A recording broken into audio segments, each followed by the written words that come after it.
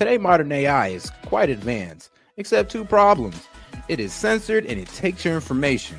Well, it's hard to find a tech company that don't, but let me introduce you to one. Shout out to my sponsor, Venice AI, which allows you to protect your information and avoid censorship. Now ask yourself, why should a team of programmers at these leading AI apps be the ones to decide what is okay for you to ask and think? Also, would you be comfortable if the presidential administration could govern what AI tells you? Man, I know I wouldn't. But also, while you think about that, did you know that, let me tell you this, it's gonna be crazy, but ChatGPT has a former director of the NSA sitting on their board right now, guys. And shout out to that man, Edward Snowden. He called this a willful, calculated betrayal of the rights of every person on Earth. And we all know how Alexa is. Alexa listens to us and recommends products based on our conversations. I mean, talk about a violation of privacy. But guys, these are just a few reasons I decided to team up with Venice AI and get you a better options or solutions to your AI needs. Now, guys, you can go ahead and check these guys out with my promo code. So shout out to Venice AI. Now, if you want to use AI without fear of handing over your most intimate thoughts to a corporation or government, you can get 20% off a pro plan using my link, Venice AI SET, and use the code SET. Man, so shout out, guys. So make sure you guys use the code. Put it one more time for you guys right there. Once again, guys, you guys want to go ahead and have unleashed AI, uncensored AI, go ahead and tap in with my guys at Venice AI, guys. Hey, this is SET and appreciate the support. Shout out to the sponsor.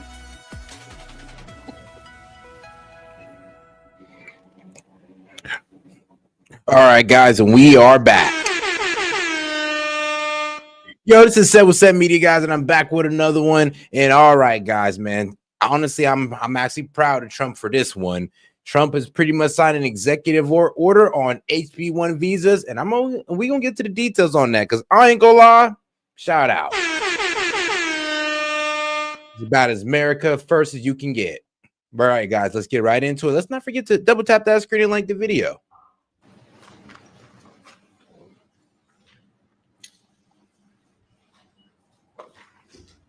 Ready? Well, thank you very much. As you know, we passed the continuing resolution in the Republican House today. It was an amazing vote, actually. It showed we want to keep things going and going properly. It was good for a lot of reasons. The Republicans want to keep government open. But in the Senate, we have 53 Republicans total, and we need 60 votes. That means we need Democrat votes. I want to thank Senator John Fetterman. He wants to keep the country open.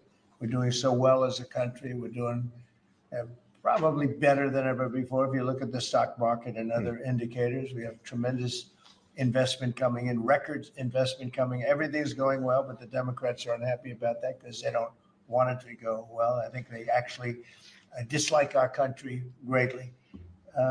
So they want to shut down the country. They want to have open borders. They want to stop the fighting of crime, where we've been very successful at the DC. Oh, yeah, and just to let you know, yeah, we did pass that CR bill on September 19th by a near party line of 217 to 212. So, yeah, barely made it. You know, Washington, D.C. is it's a hot place right now. Everyone's having dinners. They're going out all over. There's very little crime. They haven't seen numbers like this in many, many years. And other places, as you know, we're going into Memphis. We'll soon be going into Chicago. We've already had people out there and in there, and FBI's been there. We've brought the numbers down, but we're going to be bringing them down a whole lot. Yeah, which takes away the left's argument of, oh, he's only going after these blue cities and these blue states. Oh, he's only going after people he disagree with. Well, no, he's going after, well, not he's really going after these blue cities that have high crime. For some reason, a lot of these blue cities who are ran by Democratic mayors have, well, terrible crime. It is what it is. And when you talk about red states, you're really talking about these blue cities within these red states. But I guess they want crime and we fight crime, and it's a pretty big difference. They want to have men playing women's sports. They want transgender for everybody. And if they don't get everything that they want, all these things that they want that are proven so badly, they want to close our government down. We're not going to let bad things happen to our country. We're not going to approve things that we shouldn't be approving. Just today, the House Democrats voted against condemning the political assassination of Charlie Kirk. Who could vote against that? The condemning, all they're saying, please condemn the assassination of a human being. And they said, no, then we're not going to do that. Remember this, we had an election a very short time ago. Republicans won presidential. We won the popular vote by a lot. We won all 7 swing states. We won the Electoral College by a lot. We won most U.S. counties in a total landslide. So we won most. It's a very big statistic. We won the counties in a number that I don't believe has been hit before, 2,600 counties versus 525 counties for the Democrats. So the Democrats really should start respecting what takes place at the voter booth. In many cases, it's not a voter booth because they have mail-in voting, which is a very corrupt situation. But despite that, we won in a landslide. And we have to remember, when you win the election, elections have consequences. So we'll continue to talk to the Democrats, but I think you could very well end up with a closed country for a period of time. And We didn't. take care of the military. We'll take care of the things that we have to take care of. A lot of the things that Democrats fight for, which in many cases aren't very good things, will not be able to be paid. So we'll watch and see how they do with that. They'll have to handle their constituents pretty carefully. So we're proud to announce that we won the House. We did fine in the Senate, but we need 60 votes. So we have 53 senators, and we need 60 votes. That means the Democrats have to vote in the Senate. And I don't think they will be voting. Now, what we are doing, we're really here today to talk about something else, which is the gold card, which is going to bring a lot of money. Yeah, now it passed the House, but it didn't later the same day, the Senate attempted but failed to pass the House version of the CR. The vote was 44-48, failing to meet the 60 vote requirement. So, yeah. Money into our country, which is going Hopefully we don't got to deal with that government shutdown. Things, but we'll save that for a little bit later. Why don't we do this first, and then we'll talk about the gold card, okay?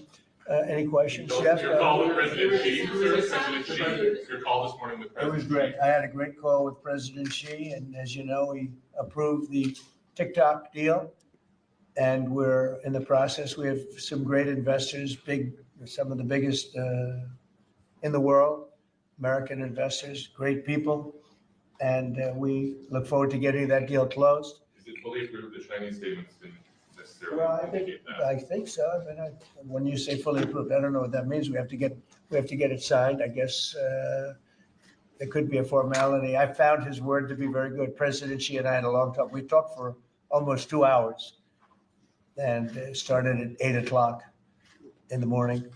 And Oh God, let's not forget to double tap that screen, like the video, guys. Let's get more people in the conversation by double tapping that screen. Appreciate the support, guys. yeah, I think it was a very good talk. We talked about trade. We talked about war. We talked about a lot of things. We talked about Russia, Ukraine, obviously, and Gaza.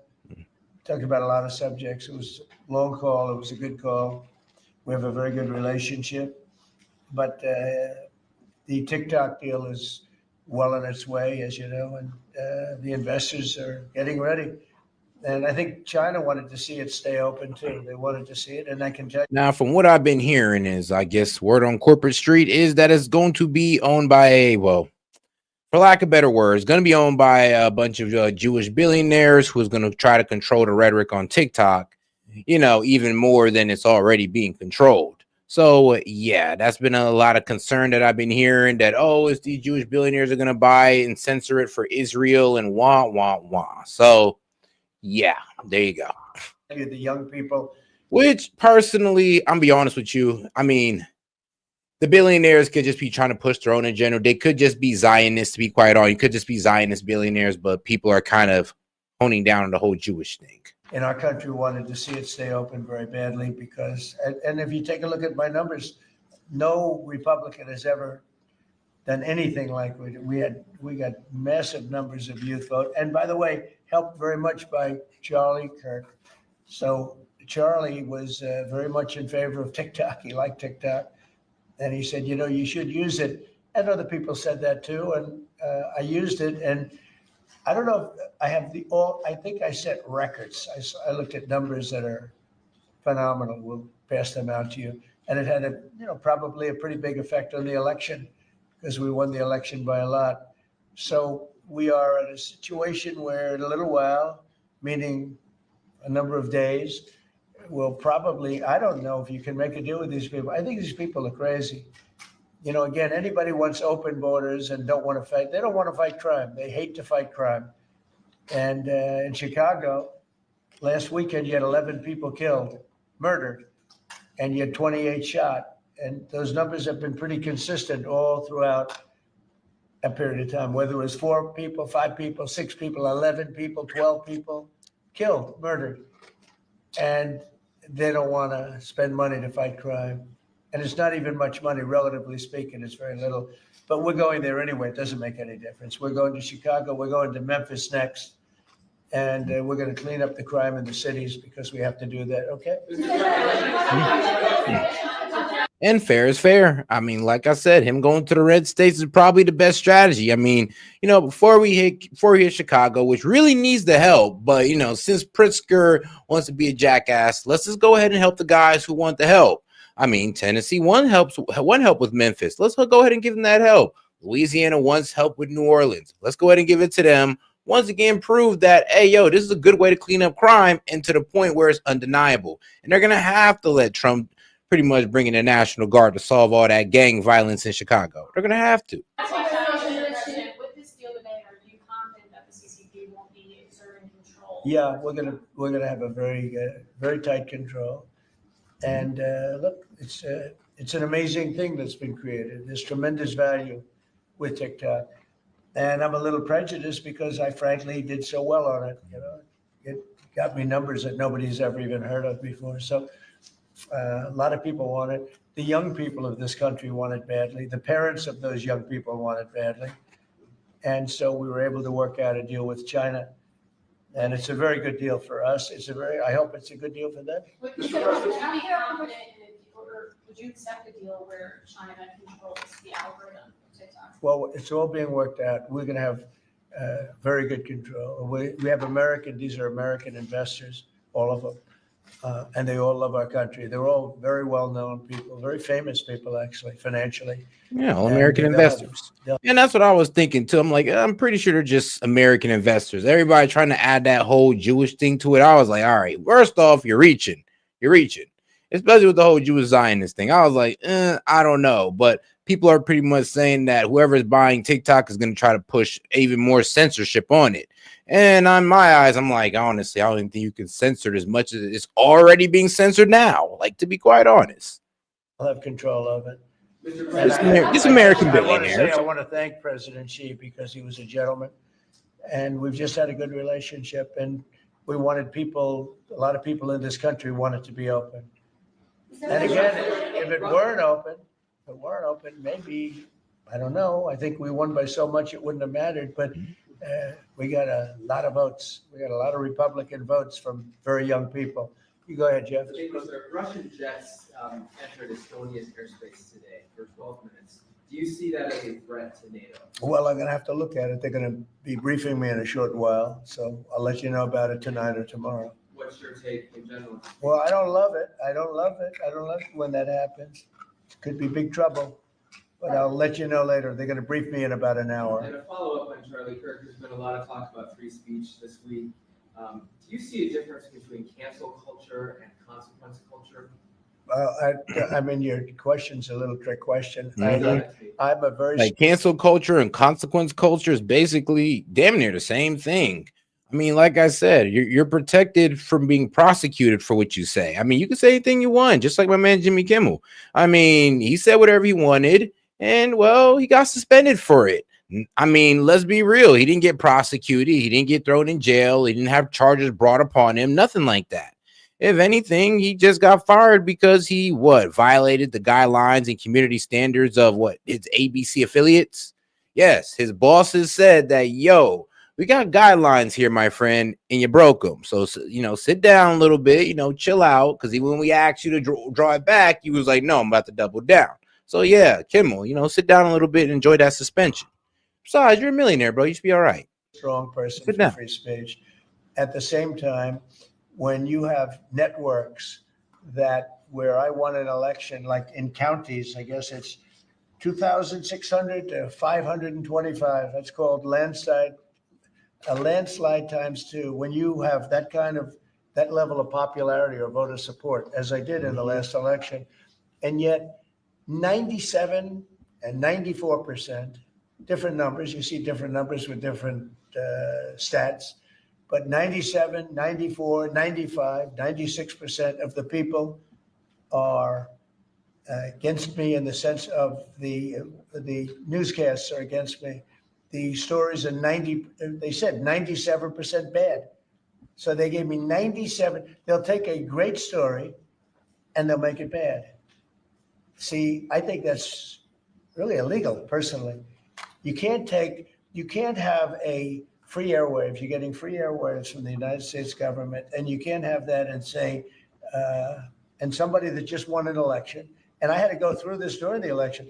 I think it's a miracle that I can win when 97% of the stories on the networks are bad, or whatever it may be, whether it's 89, True. doesn't matter. It's a tremendous number. You know it, you report it all the time, and it changes. But when you have that kind of a negative reporting, fake negative reporting, when they take a great story and they make it into a bad story constantly, that's what they do. Look, 60 Minutes took Kamala's answer and they threw it out and they gave her a different answer so that she sounded competent. When things like that happen, George Slopadopoulos from your network. Yeah, when you are doing media manipulation for one side, that is creating distorted news. Like you are manipulating the perception of one person to the American people. And they did that with Kamala. And when you have so much negative coverage of Trump, I can see why the FCC could build a case. Right? George Slopadopoulos had to pay $16 million to me because of what he said. And that's ABC. You had to pay more than that. Your network had to pay more than that. So I think it's very sad. But I think that reporting has to be at least accurate to an extent. Again, when somebody is given 97% of the stories are bad about a person, that's no longer free speech. That's no longer anything. That's just cheating. And they cheat. And they become really members of the Democrat National Committee. That's what they are, the networks, in my opinion. I would say it's a weak case for distorting news because you could have your opinion on Trump's policies and all that good stuff. But I mean, when you sit there and you have negative coverage on even the good that he does or whatever good that he does, you kind of spin it into a bad.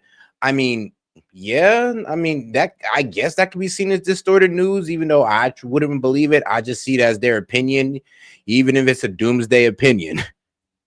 Just offshoots of the Democrat National Committee. Mr. President,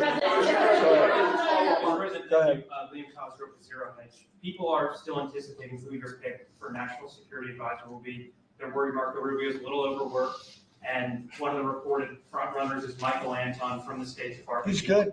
He's just offered the national security strategy. Also in the mix is Mike Flynn and Good. Steve Witkoff. Can you give us an indication? Well, they're all good. No, we'll make a decision soon.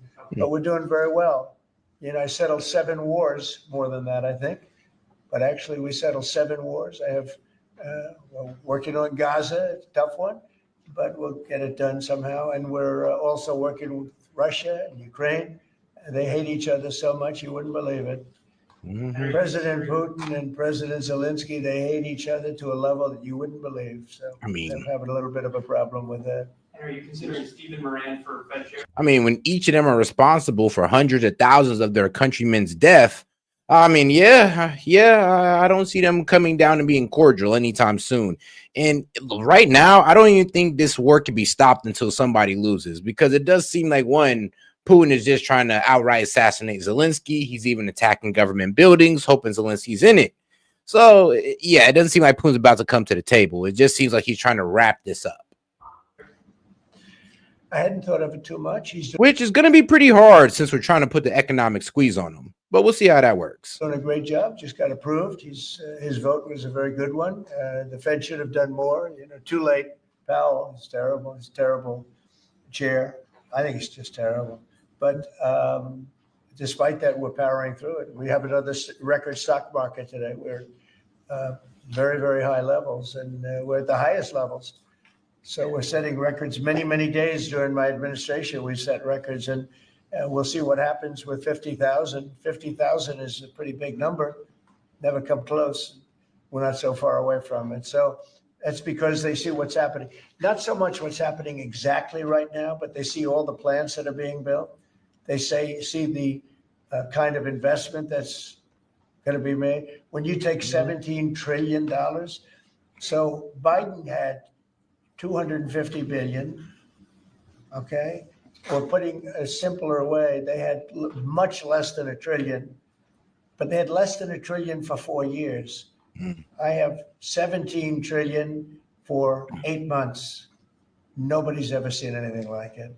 And I think they're looking at that and they're saying when those plants open right now, they're being built, a lot of them. I mean, President Trump has been able to secure $1 trillion in investment within, about 8 months of his presidency. Biden given 4 years and only 250 billion. Didn't even crack $1 trillion. This man is at 17. So, I mean, it goes to show, well, I guess his negotiating side comes through, and now we have all these trade deals. Now we have all these tech companies promising to build data centers and end-to-end manufacturing here, like Apple promised. So, yeah, pretty much Trump is definitely came through when it came to investments in America and also bringing jobs here. Like I said, and they're being built now. So we're not really going to see these honestly come through for about a year or two. So let's give it to 2027 and you'll start seeing all these data centers pop up and all that good stuff. Some are starting over the next year. Takes a while, but we're getting fast permits. And when those plants get built, I don't think there'll be anything like what we're going to experience. Mr. President, if I can, on the top subject of free speech, Ted Cruz compared Brendan Carr to a mob boss, the way he's threatening television stations and saying it's absolutely dangerous for the government to determine which speech is okay and which is not. What's your reaction to Ted Cruz? I think Brendan Carr is an incredible American patriot with courage. It used to be, I remember in the old days that networks would have to get licensed, relicensed, and it was always a big deal. They had to show honesty and integrity. When you have a network, again, I'll use the same numbers, whether it's 90 or 94 and 97, all different numbers. But when you have networks that give somebody 97% bad publicity or 94% bad publicity, I think that's dishonesty. And they're getting free airwaves, right? You know that, right? You get them for nothing. These airwaves, they make millions and millions of dollars. The news makes millions of dollars. ABC, your network. Your network wrote very badly about me, and they had to pay me $16 million. So you think I wasn't looking for that. Brendan Carr's a right to? No, I think Brendan. And the reason ABC had to pay him $15 million is because, Slopanopoulos, whatever his name is, pretty much said that Trump was liable for grape when that's not true. The case for E.T. Carroll was about S.A., aka sexual assault. So you could say he's liable for, sexual assault, but grape, no. And that's why they had to pay $15 million in defamation costs. Here's what it is. I think Brendan Carr is a courageous person. I think Brendan Carr doesn't like to see the airwaves be used illegally and incorrectly and purposely horribly. Doesn't like to see a person that won the election in a landslide get 97% bad publicity before the election. I mean, it's amazing that I won the election with that. But here's what happened. The people have given your networks no credibility. They don't give them any credibility, John. If they did, they wouldn't vote for me. They wouldn't have voted for me. When you look at, I mean, you could also say the liberal media, the liberal left, when you look at these stories and papers, but we're not talking about that. We're talking about, I assume you're talking mostly about the networks, but they have a licensing procedure and you can read it as well. They have to show honesty and integrity. And when they take a good, well, I think the people decide, that's why I'm president. When they take a great success, like you often do, and you make it into like it's a loser, or you put a negative spin on it, I don't think that's right. So I think Brendan Carr is a great American patriot. So I disagree with Ted Cruz on that. Will you be at the UN next week? You're going to the UN? I'll be at the UN. I'll be making a speech, yes. And are you meeting any other world leaders? Many of them. And if we don't, Well, I'm meeting many of them. They're being set up. what is your goal from attending that meeting? What do you hope to? World peace.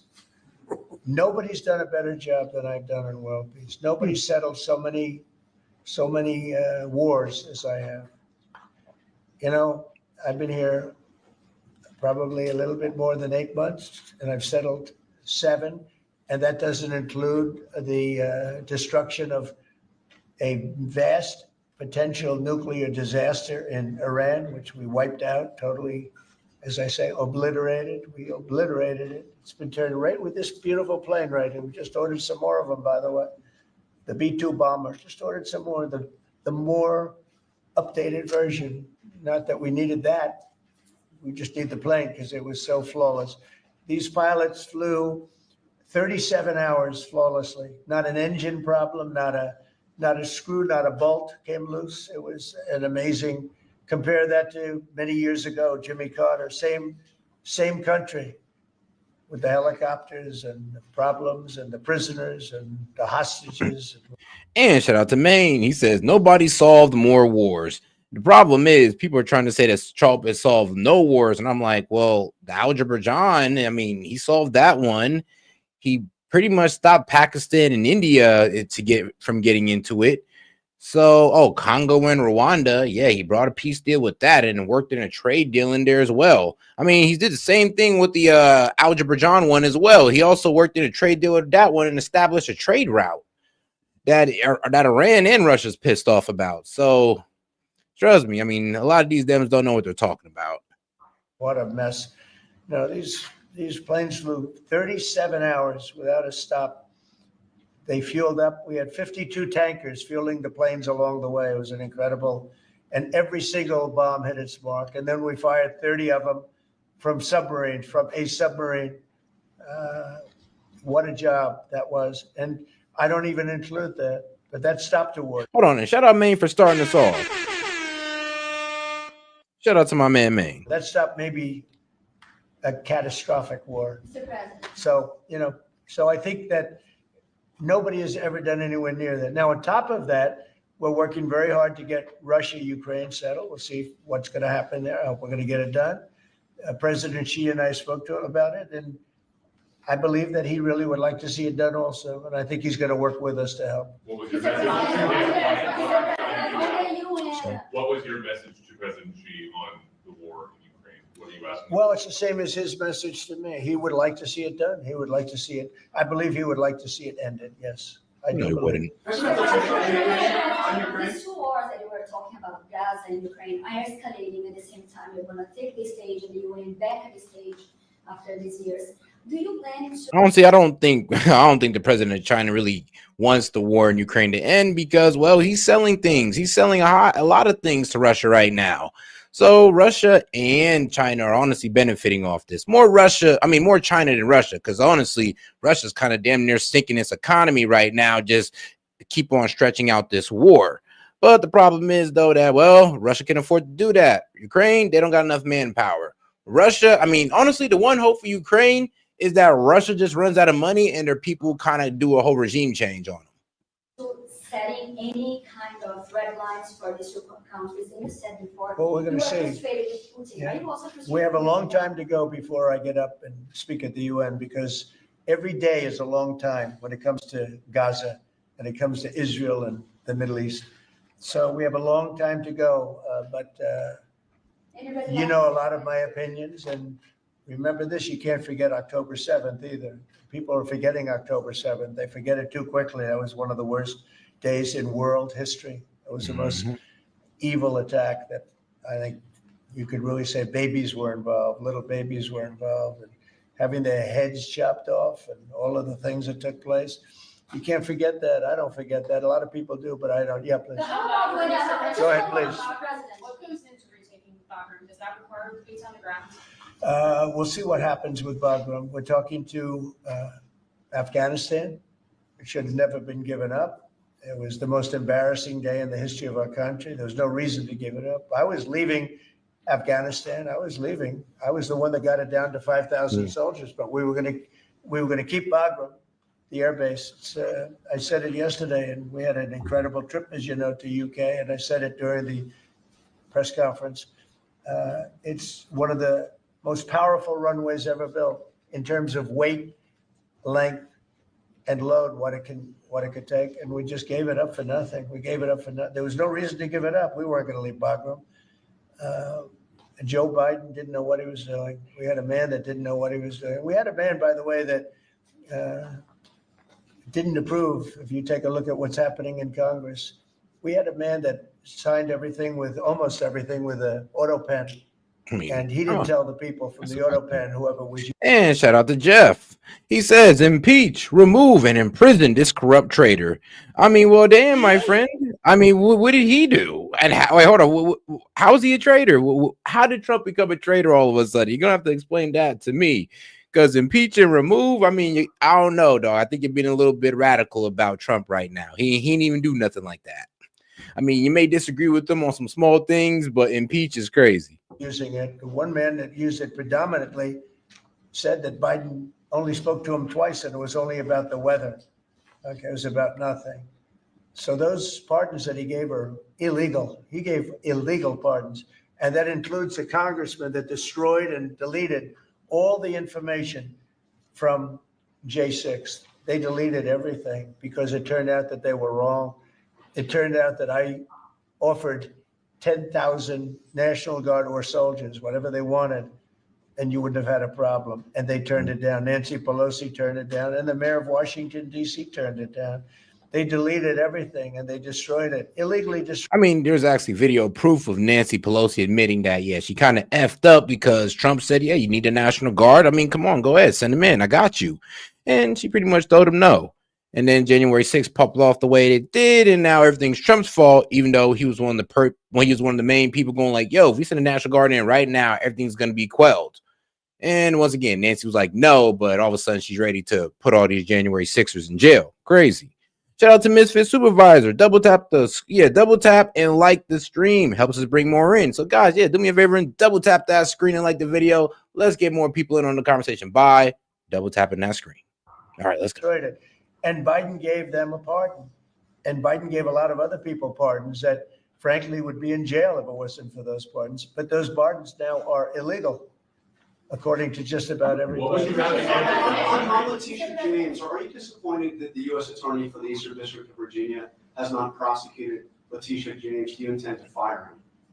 Well, we're going to see what happens. I am not following it very closely. It looks to me like she's very guilty of something, but I really don't know. I know that. Yeah, I'm not sure what's wrong with all these Democrats getting caught up in mortgage fraud. It's like, come on, man. It's just, you're just trying to scapegoat on taxes.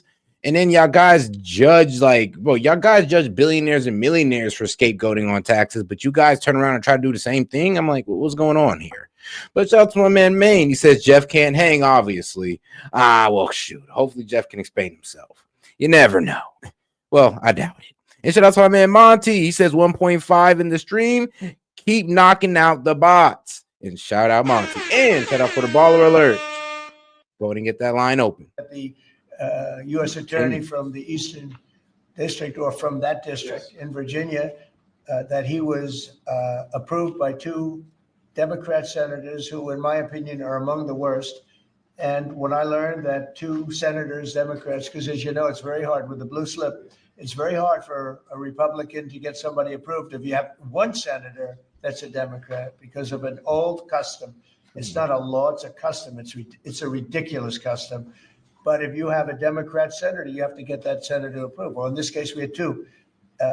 When I saw that he got two senators, two gentlemen that are bad news as far as I'm concerned, when I saw that he got approved by those two men, I said, pull it, because he can't be any good. Wait, So what? you want him fired, you want him Wait, out. what? Yeah, I want him. Hey, When nah, I hold on. There ain't no way y'all making this point right now. I'm sorry. I took too many glimpses to the chat, and y'all really making the argument that because we're getting rid of H1-B visas, that what? We're just throwing away our companies, we're throwing away our tech companies, they're going to go down the drain. Do you know why these corporate billionaires, the same corporate billionaires that you guys say hate us, that you want to go against, yes, you want to know why they hire H1-B visas? Because they're cheaper.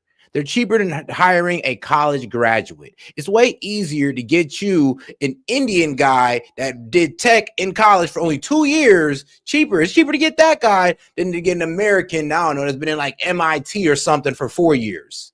Yeah. H1-B visas are meant to undermine the American citizen, really the American scholar. But hey, y'all don't give a damn, huh? I learned that he was blue slipped through by two Democrat senators in Virginia, people that would never vote for it, that people that haven't voted for us for probably years, okay, probably years. Two, in my opinion, two bad guys. You know, they are Warner and Kane, two bad guys, bad senators too. They do a terrible job for the people of Virginia. But when I saw that he got approved by these two terrible people that haven't voted, they just don't vote no matter what it is. We could give them the greatest deal ever, and they still wouldn't vote. And they voted for this guy. And shout out Stephanie Cox. She says, I was a major Trump supporter, but I'm very disappointed in his decisions in 2024. He delivered nothing that he ran on in 2024. Well, the big, beautiful bill, no tax on tips and all that good stuff. Now, ending the Ukrainian war in one day, of course, I'll always give you guys that one. You know what? Nothing. Nah, come on, sis. He at least completed half of the list.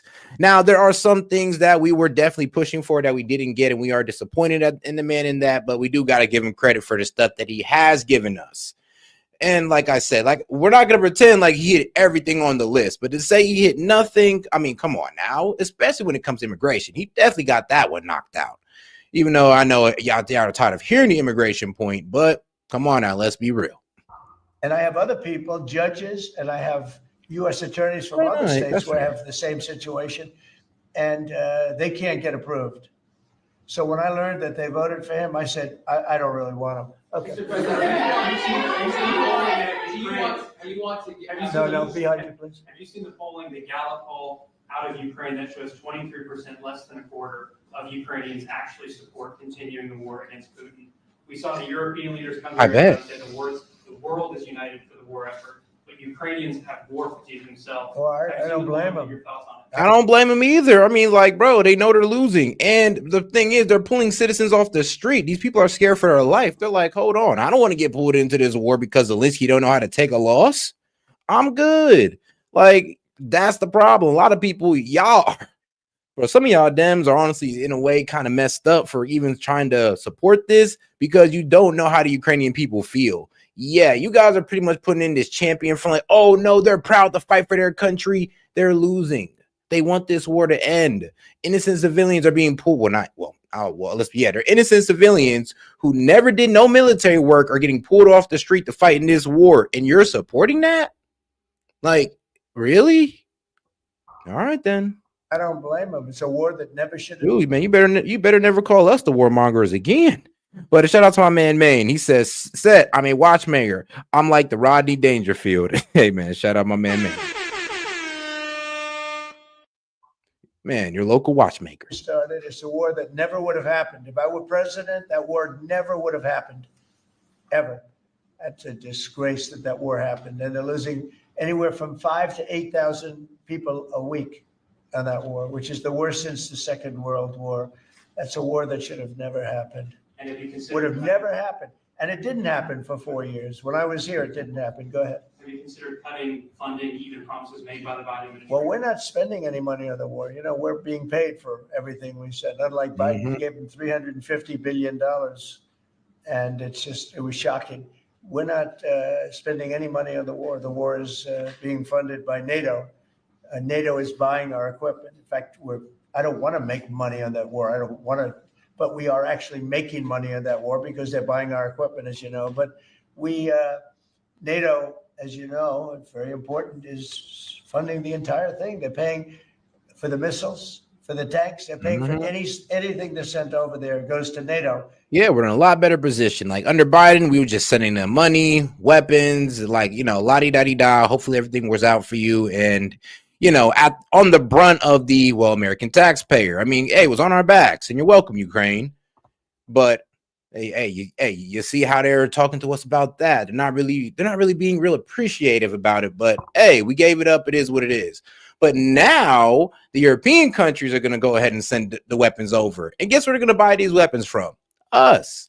It's going to be a part of their 5% increase in military spending. And they're going to spend that with us. And then they're going to send it to Ukraine if they want. And then they'll figure out things out. But we're just no longer going to fund it just hoping for a good outcome because we already put enough into a losing war. I mean, come on. And then NATO does what they want with it. In this case, I guess they give it to Ukraine. It's a very sad war. It's a war that never should have happened. Mr. President. It is. Go ahead, please. Could you tell me, is the U.S. government going to take a board seat in the company and will the U.S. A what? government a board seat? How does that work? Well, we're going to announce it. Are you talking about TikTok? Yeah, we're going to announce it. But it's a great deal for our country. It's a great deal for all of the young people in the country that wanted it, and people generally. I was happy with it. Look, I wasn't a fan of TikTok, and then I got to use it, and I became a fan, and it helped me win the election in a landslide. So I think that it's a... And shout out Fox Chase says, bro, we're the luckiest country on earth having Trump as our president. And you know what? Shoot, I agree. I also agree that we're in the luckiest country on earth because we have all these beautiful rights, these God-given rights. Man, shout out to the Constitution. So I'll tell you that as well. We're lucky to be born in the freest country in the world, even though people don't like to believe in that. But hey, I would like you to go somewhere else and try to live the American lifestyle there, like China, North Korea, these socialist paradises that y'all love so much. Well, not really Korea, but China. Deal that's going to be great. And it's also controlled by very powerful and very substantial American people. All American, by the way, all American people. Yeah, please, behind. Go ahead, please. Question from Newsmax. Last year, before you took office, there was an estimated 6.8 million men not actively seeking work of prime working age. So you and Secretary Lutnick can talk about the efforts your administration is taking to help our American gentlemen get back to work. Yeah, well, what we're doing is we're building plants all over the United States. And frankly, because of tariffs, we're taking in trillions of dollars. And countries that have ripped us off for years, and everyone knows this, countries that have ripped us off for years, like nobody's ever been ripped off before, they're now having to pay up. They're paying a lot of money to America, and we're reducing taxes with that money, and we're doing things that we were never able to do before.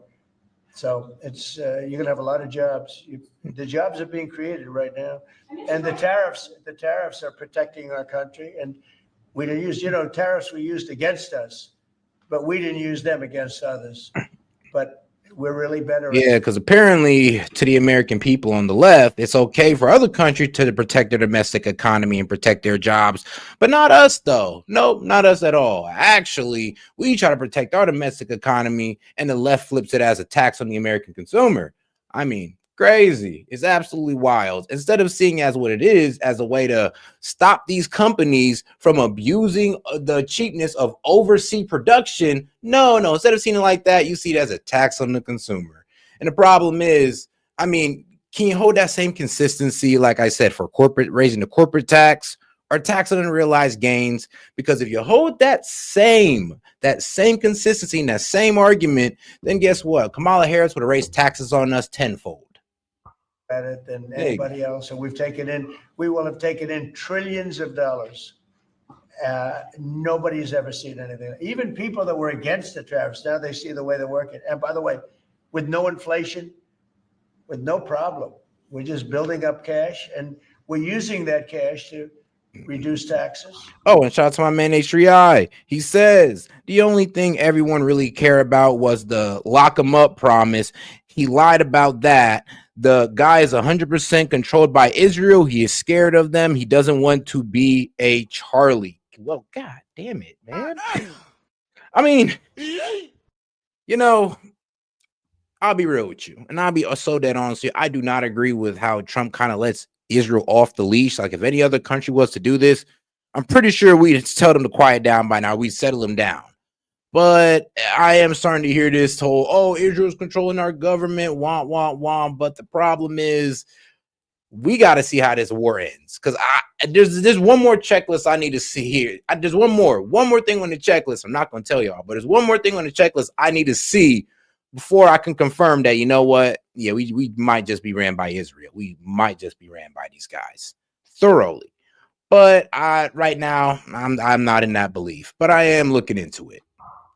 Reduce debt and other things. It's a great thing to watch. And your honest reporters are saying they've never seen anything like what's happening. Our country is becoming very rich again only because of tariffs. If we didn't have it, if I didn't get elected, this country would be, it was a dead country. Look, we were a dead country a year ago, and now we're the most successful, most vibrant country anywhere in the world. Hello, Sean. Nice to see you. You look good on television. Good. Tonight, in a few minutes, Steve Bannon will appear on my show. Good. He floats the idea that you should dual hat Secretary of Treasury Scott Bessent, not only as Treasury Secretary, but as interim Fed chair. Would you be willing to entertain that? In other words, you like Scott. Yes, sir, very much. So do I. And I like Steve, too. Okay. Would you like to see that? Him dual Well, hat? it's certainly an interesting dual. We can save a little bit on salary. I think I could maybe make a deal where we just give him one salary. You know, I have a couple of them. I don't think you need. I have Marco. No, I don't think so. And we have Marco. He's got about 3 positions, right? He's doing Well, great. and you know what? In response to my man Lincoln, because hey, what's up, Lincoln? But the problem is about your argument is you guys don't understand the duplicity of the world when it came to trade. You guys do not understand the duplicity of the world when it came to trade. These guys were putting import bans on us. These guys were setting their products to other countries to escape tariffs. That's why Trump put a blanket pardon on the world. A blanket tariff on the world, because people act with duplicity when it comes to America, when it comes to our trade. I mean, like I said, from import limitation to import bans to tariffs on our products, but no tariffs on theirs.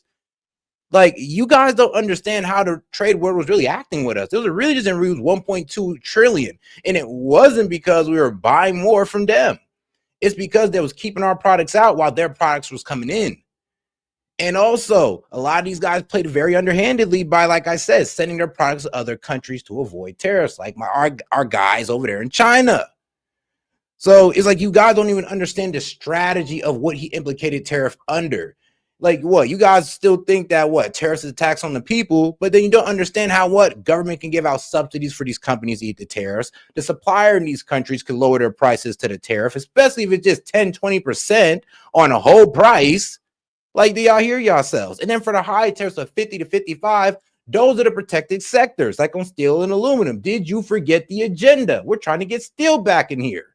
Did you forget? All right, then. Right, also, no, I don't think that's going to be necessary. Actually, I went to Scott and I talked to him about that position, and he loves what he's doing right now. So, he's not in the mix because he loves being Secretary of the Treasury. Quick follow-up. Today is the first day of early voting in the Commonwealth of Virginia. Are you planning on campaigning for Winston Sears, John Reed, or Jason Mayaris? Well, I'm going to have to look at some of them. As you know, it's sort of a semi-local election. I've been watching it. I've been seeing the ads. I would appreciate it as a Virginia voter. Who do you like of the group? Who do you The like? whole ticket, sir. All of them? You like them? All right. Well, I'll take a very strong look. Okay. For you, I'm going to look.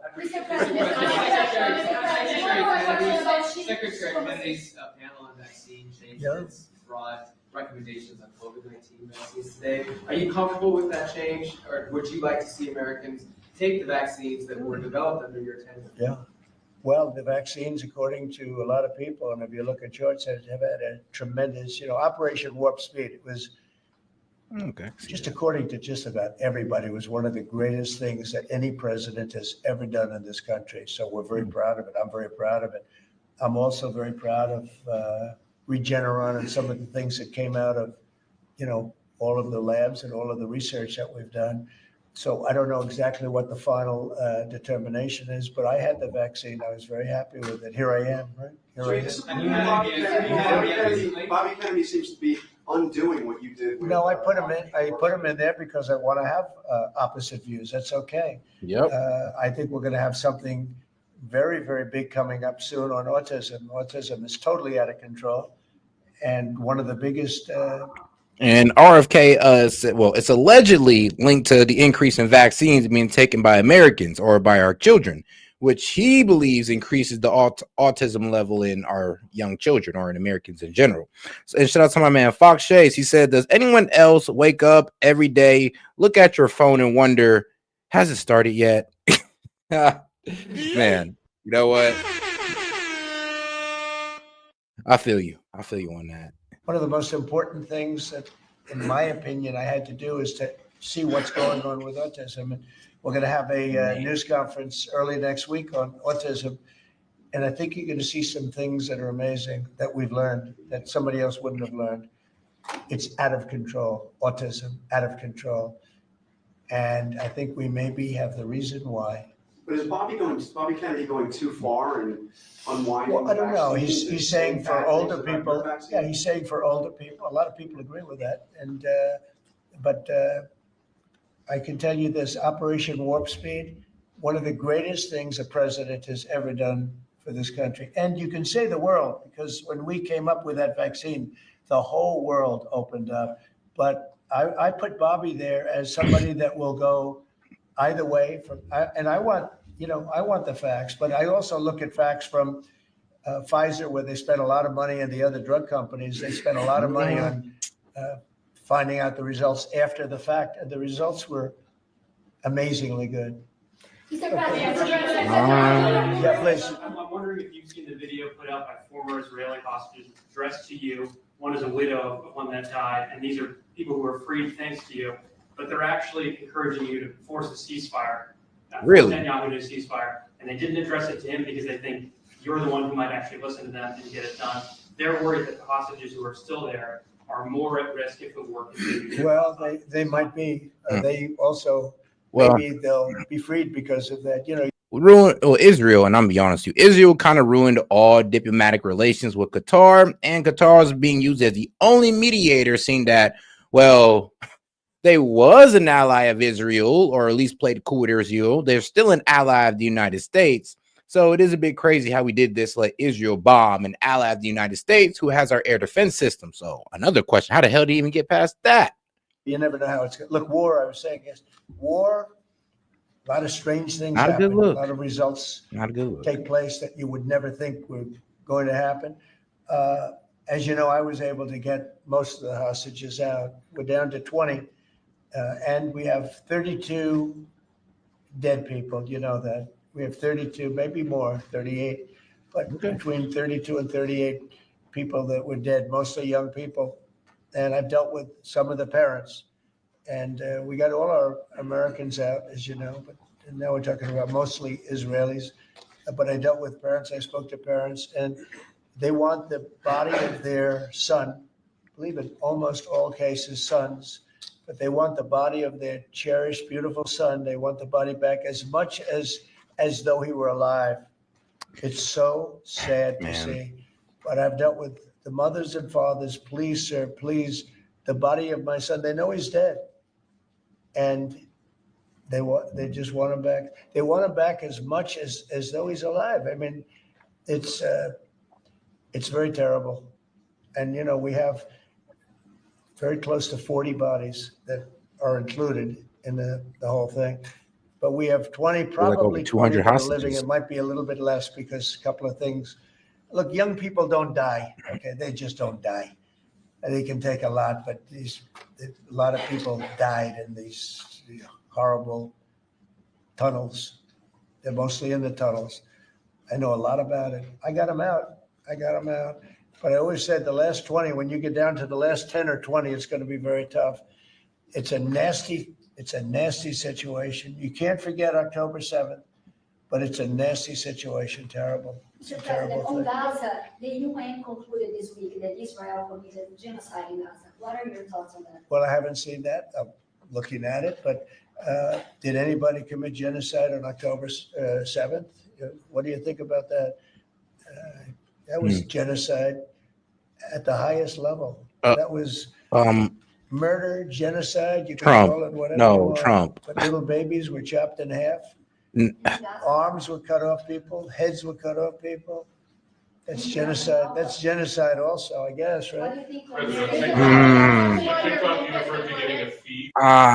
Trump, man. I wish I could sit there and agree with you, dog. But well, like I said, a lot of people don't know this, but of the 12 to 1,500 people that were killed on October 7th of Israelis, I think about like 800 of them were military personnel. You got to remember, everybody in Israel is required to serve in the military. To know it does not. It's not me giving an excuse. No, does not mean saying that every person in Israel is a target and it's fair game. Not at all. But any loss of human life is tragic, of course. But to sit there and say that 1,200 is a genocide, but we're going to sit there and try to deny that 60,000 isn't. I mean, come on, bro. You can't call 1,200 a genocide and then not also call 60,000. Like, we got to be consistent here.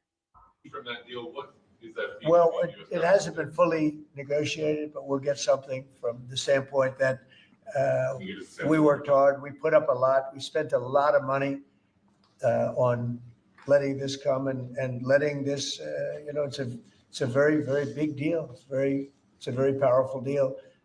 And the United States really, I see it. I mean, people were saying, save TikTok, save TikTok. So many people. It's a big thing. And, China can be very proud that they were able to get that started. You know what? I hope he does save TikTok. Like I said, a lot of young American entrepreneurs are on TikTok. A lot of people sell products and all that good stuff. So it's great marketing. I mean, content creators make their money on there. And if TikTok was to get shut down, I mean, we got a lot of young entrepreneurs that's going to be out of a job or, I mean, out of a profession or whatever you call it. And so I very much appreciate President Xi's working with us on that. Very much.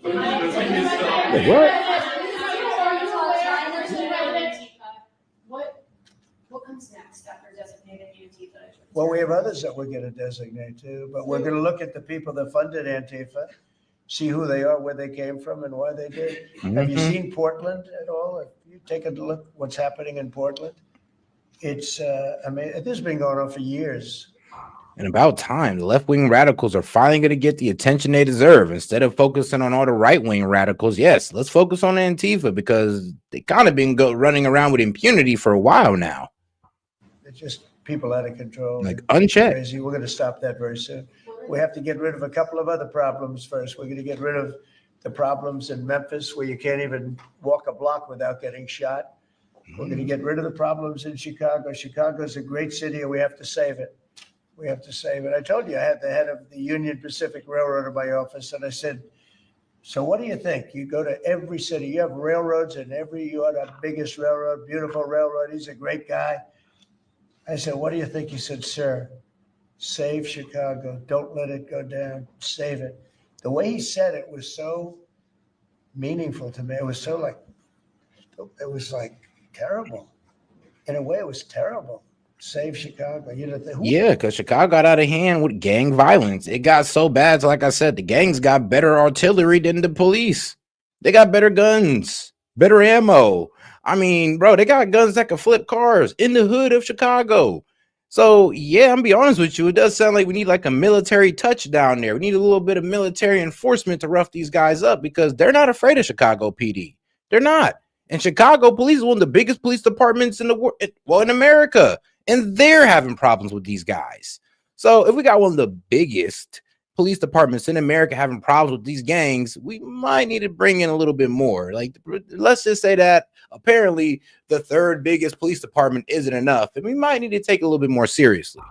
I'm just saying. We'd have to think that we'd be sitting here talking about saving Chicago. Chicago's a great city. They have a terrible mayor. Terrible. He's at like 5% approval rating. He's an incompetent person. They have an incompetent governor, in my opinion. He's incompetent. 11 people get shot, and he says crime isn't a good shot. I mean, they're losing 4, 5, 6 people a week, getting killed by bullets, by knives. And then he says how wonderful it is, Chicago. So, well, it might be wonderful for him. I think they're afraid. Look, he's not a stupid guy. I really believe they're afraid to say, politically, I guess, from an ideology standpoint, from a democratic standpoint, he is afraid to say the fact that they have a very unsafe, very dangerous city. He should say, I'm going to call President Donald Trump, and I'm going to ask him to send in the troops, to send in the National Guard and clean this hellhole up. Because Chicago can be a great city again. I'll tell you what, Washington, D.C. is a great place again. It's booming, and the restaurants are booming. And 6 months ago, 7 months ago, nobody could go outside. And even just walking around the White House, people here are thanking me for what I've done. They're thanking me. They're saying thank you. And I almost know what they mean, because they can walk to work. And even when they took Uber and they took other forms of transportation, they felt unsafe because the car was hijacked while they're in there. They take a car and it's being hijacked as they get into the car. And they did that for safety. And now we have a safe place. You know, we've taken 1,500 people out of career criminals have been taken out of Washington, D.C. And we weren't very nice about it. Do you know? And you Mr. can't.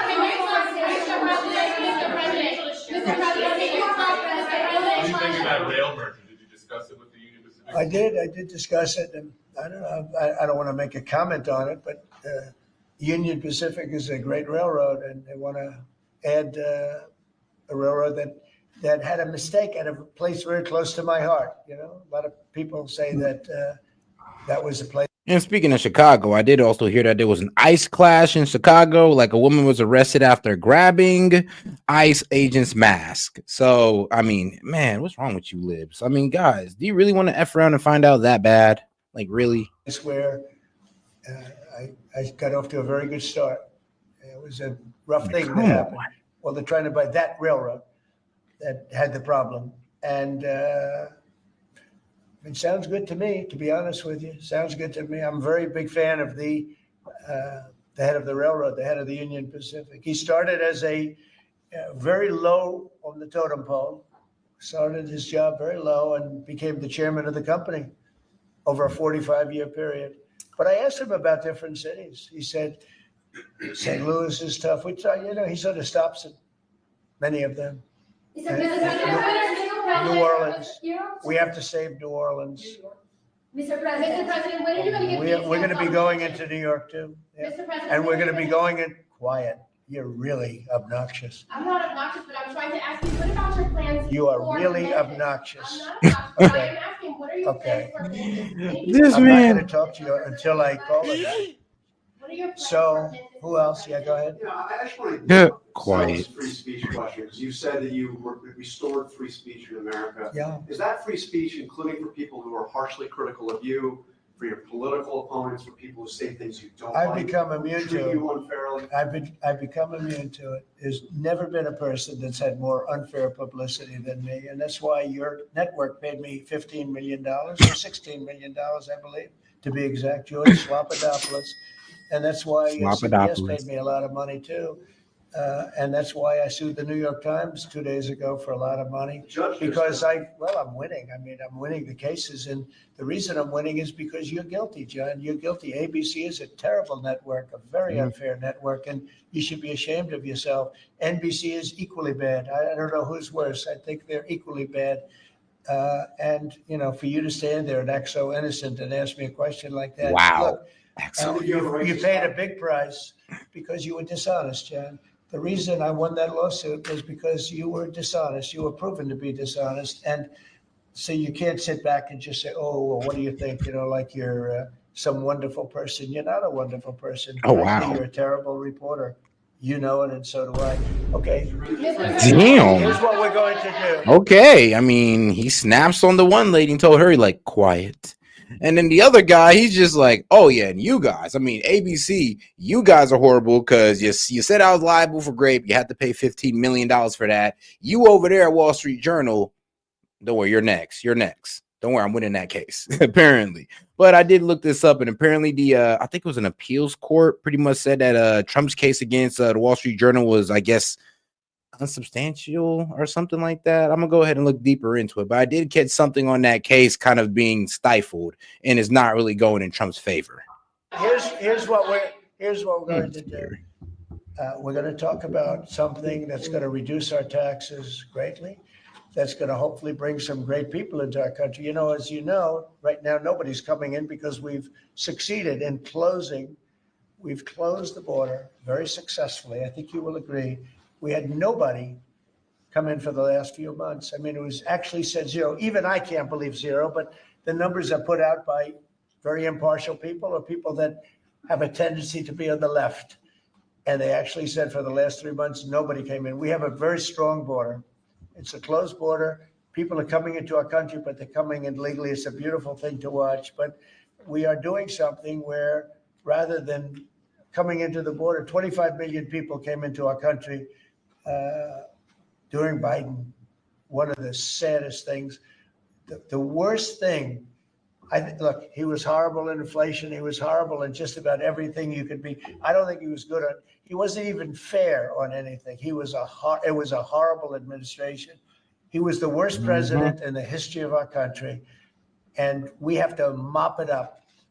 The hardest thing that we have to do is to get rid of the criminals that he allowed into our country from prisons, from mental institutions, gang members, drug dealers, and we're getting them out, and we're getting them out fast, and we're making America safe again. Great again, but we're making America safe again. And it's an honor to do it. But this is an unforced error. What they've done is just an unforced error. So I'm going to ask Howard to speak. Howard's done a fantastic job, as you know, Secretary of Commerce. And I'm going to ask Howard and Will, could you just give a quick description of what we're doing and what we're signing, et cetera? And yes, sir. I will do that. Go ahead. We have two items for your attention today, sir. A major focus of your administration has been shifting the conversation and shifting the policy dynamics around the issue of immigration, closing the border, preventing illegal immigration, but also, as is the case with the executive order in front of you, opening new pathways for truly extraordinary people to come contribute to America instead of taking away from it. So this executive order is entitled the Gold Card. It will set up a new pathway, a new visa pathway for foreigners of extraordinary ability who are committed to supporting the United States for a payment of $1 million to the U.S. Treasury, or if a corporation is sponsoring them, $2 million by that corporation. And that will give them access to expedited visa treatment as part of this new Gold Card program. And one of the biggest problems we have is that people, they go to the best schools and they do great and they get great marks, and then they're thrown out of the country. You're not allowed to stay. This way, a corporation will be able, sort of like a signing bonus in baseball or football, a corporation will be able to get them to stay in the country. And I think it's going to be tremendously successful. Howard, would you say a few words about it, please? Sure. So historically, the employment-based. I'll be real with you. That's not even always the case. Some of them go back and take what we taught them and use it in their corporations back home. I mean, main perpetrator, China and India. So but if they got to pay $1 million to run that operation instead of just getting it for maybe 40, 50,000, then I'm all right with that. There'll probably less people trying to get it off. Green Card program let in 281,000 people a year. And those people on average earned $66,000 a year on average.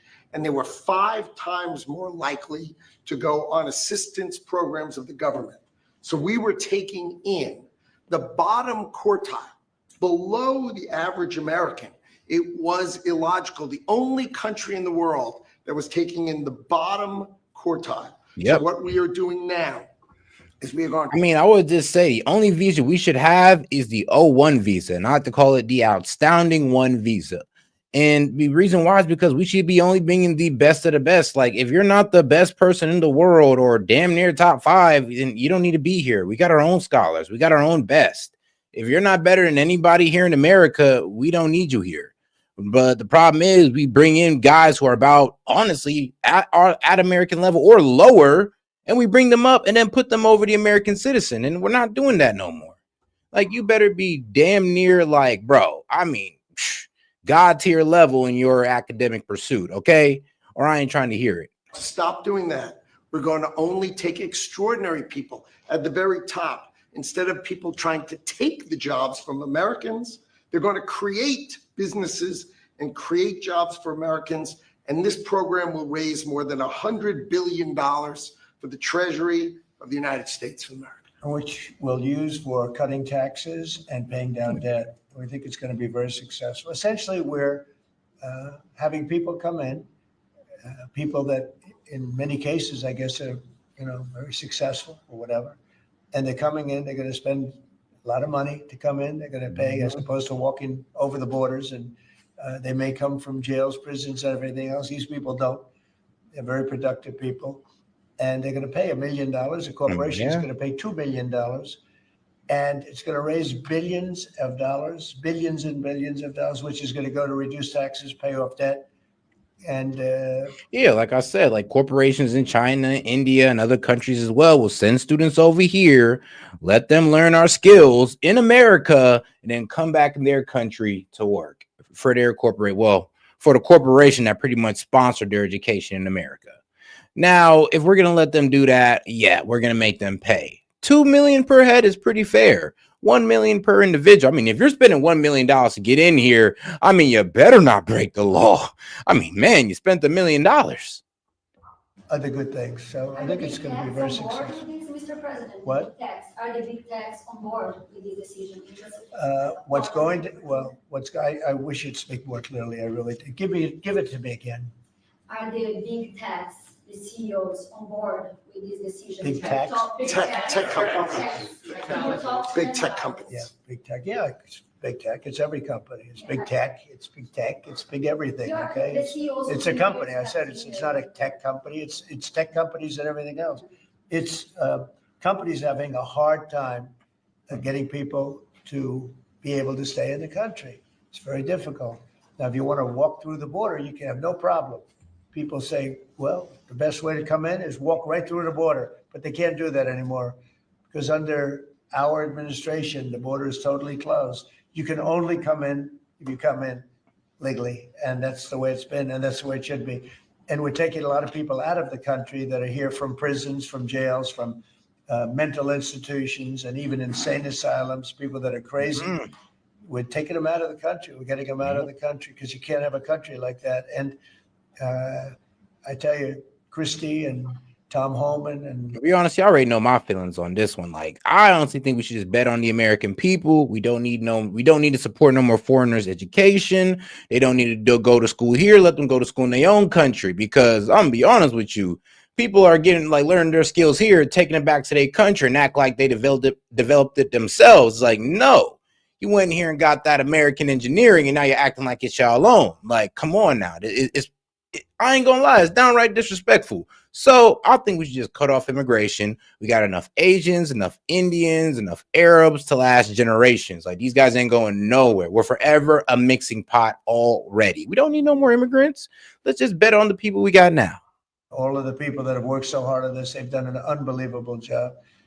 And I think we're getting great marks for it. People feel safe. Washington, D.C. is just the beginning.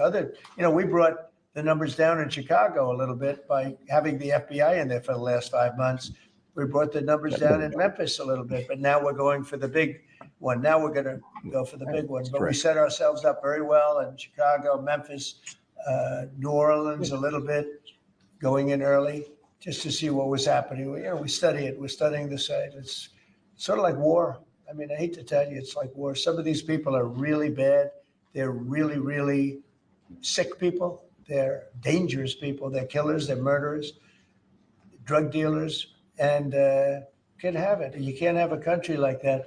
It's so beautiful to see at Washington, D.C., that people are walking down the middle of the street and they're going to restaurants, and you are too.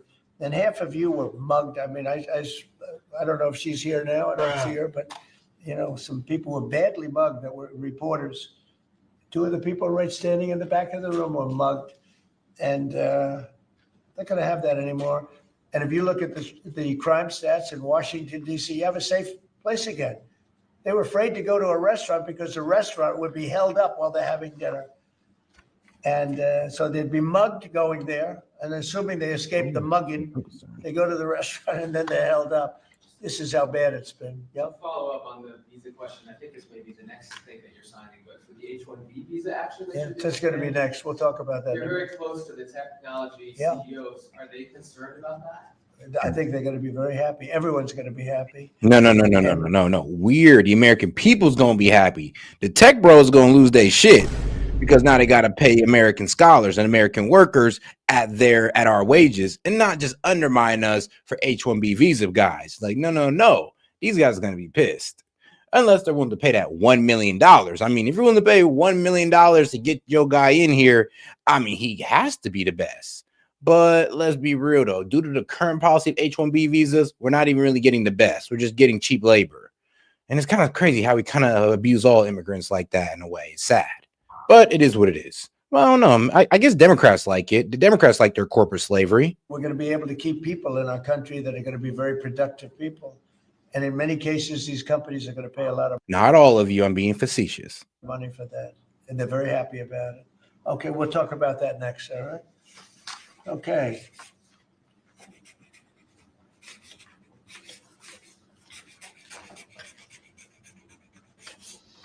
My friend, why don't you keep that, okay? Thank you. That's such a good job. Okay. It's phase one. John, are you happy? Okay.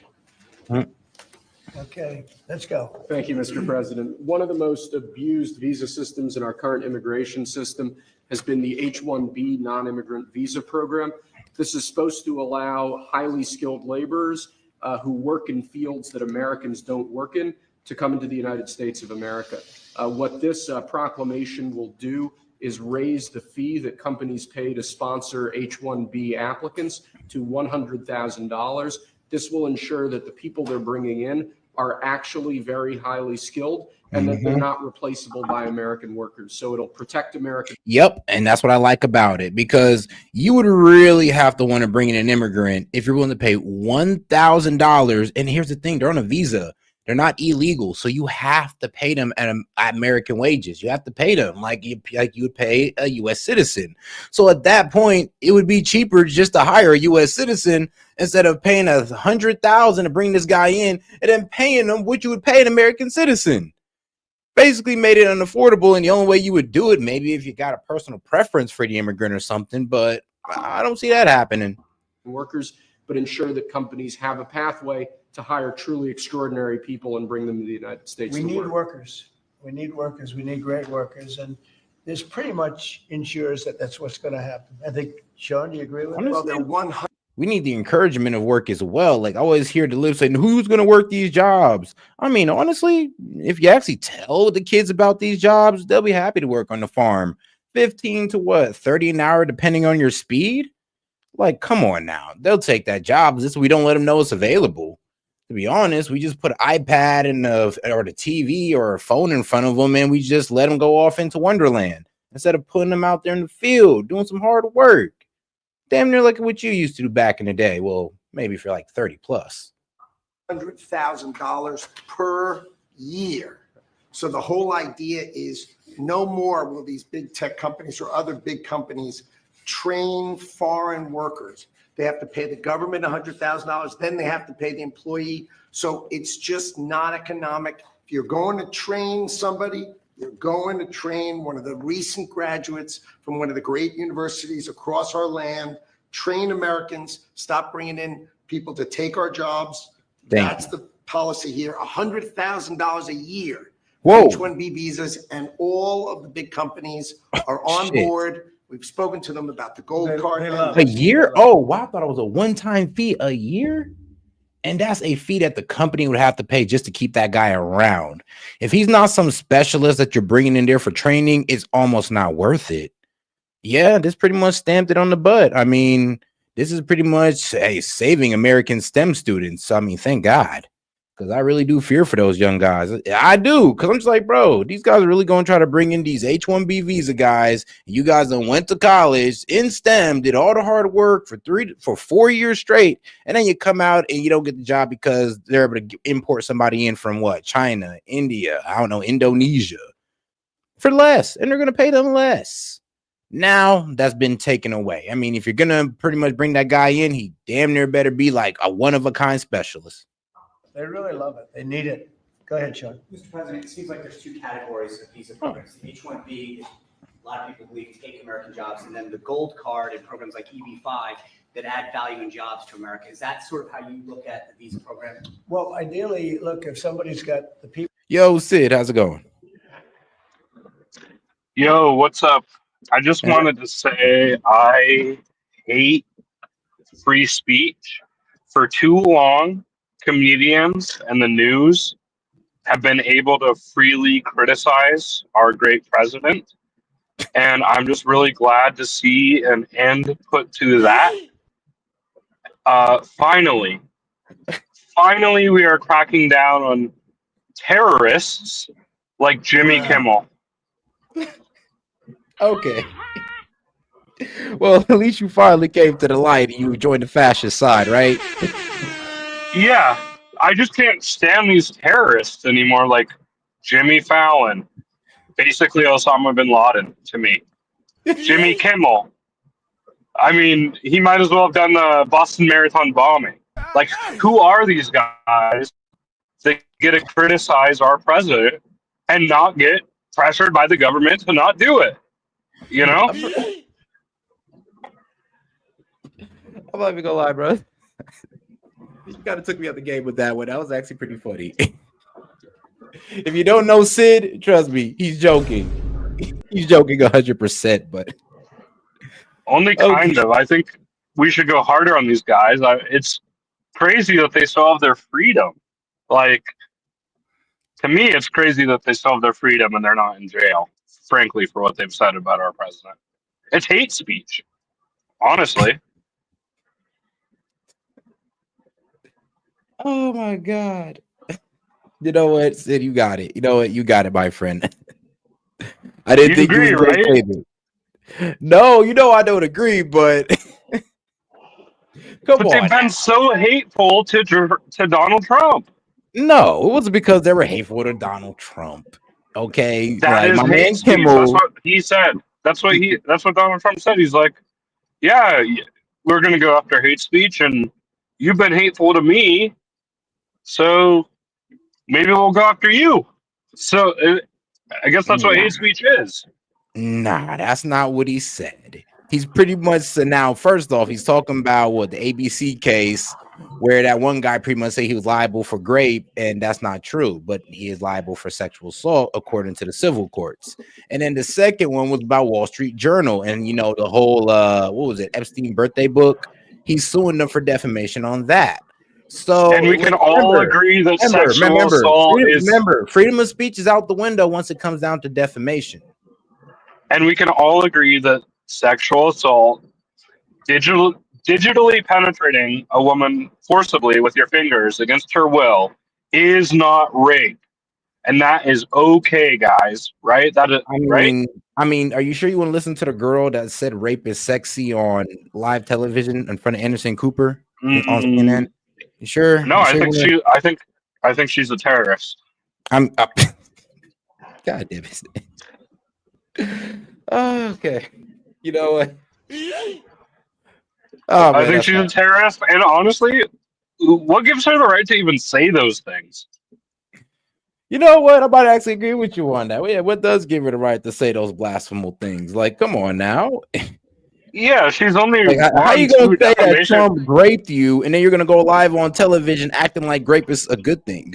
How you gonna do that? Yeah, she's only won 2 defamation lawsuits, but what does that have to do with anything?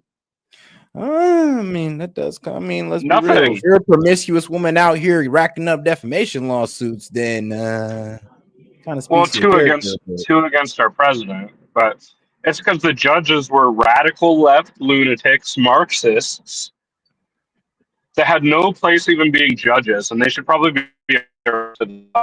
honestly. Oh man, bro, I ain't gonna lie. Do you I agree? like MAGA Sid. And I like MAGA Sid. I somewhat agree. Not all the way, but I halfway agree with that. Like I like MAGA Sid. Well, hey, Sid, you still have a little way to go to be MAGA.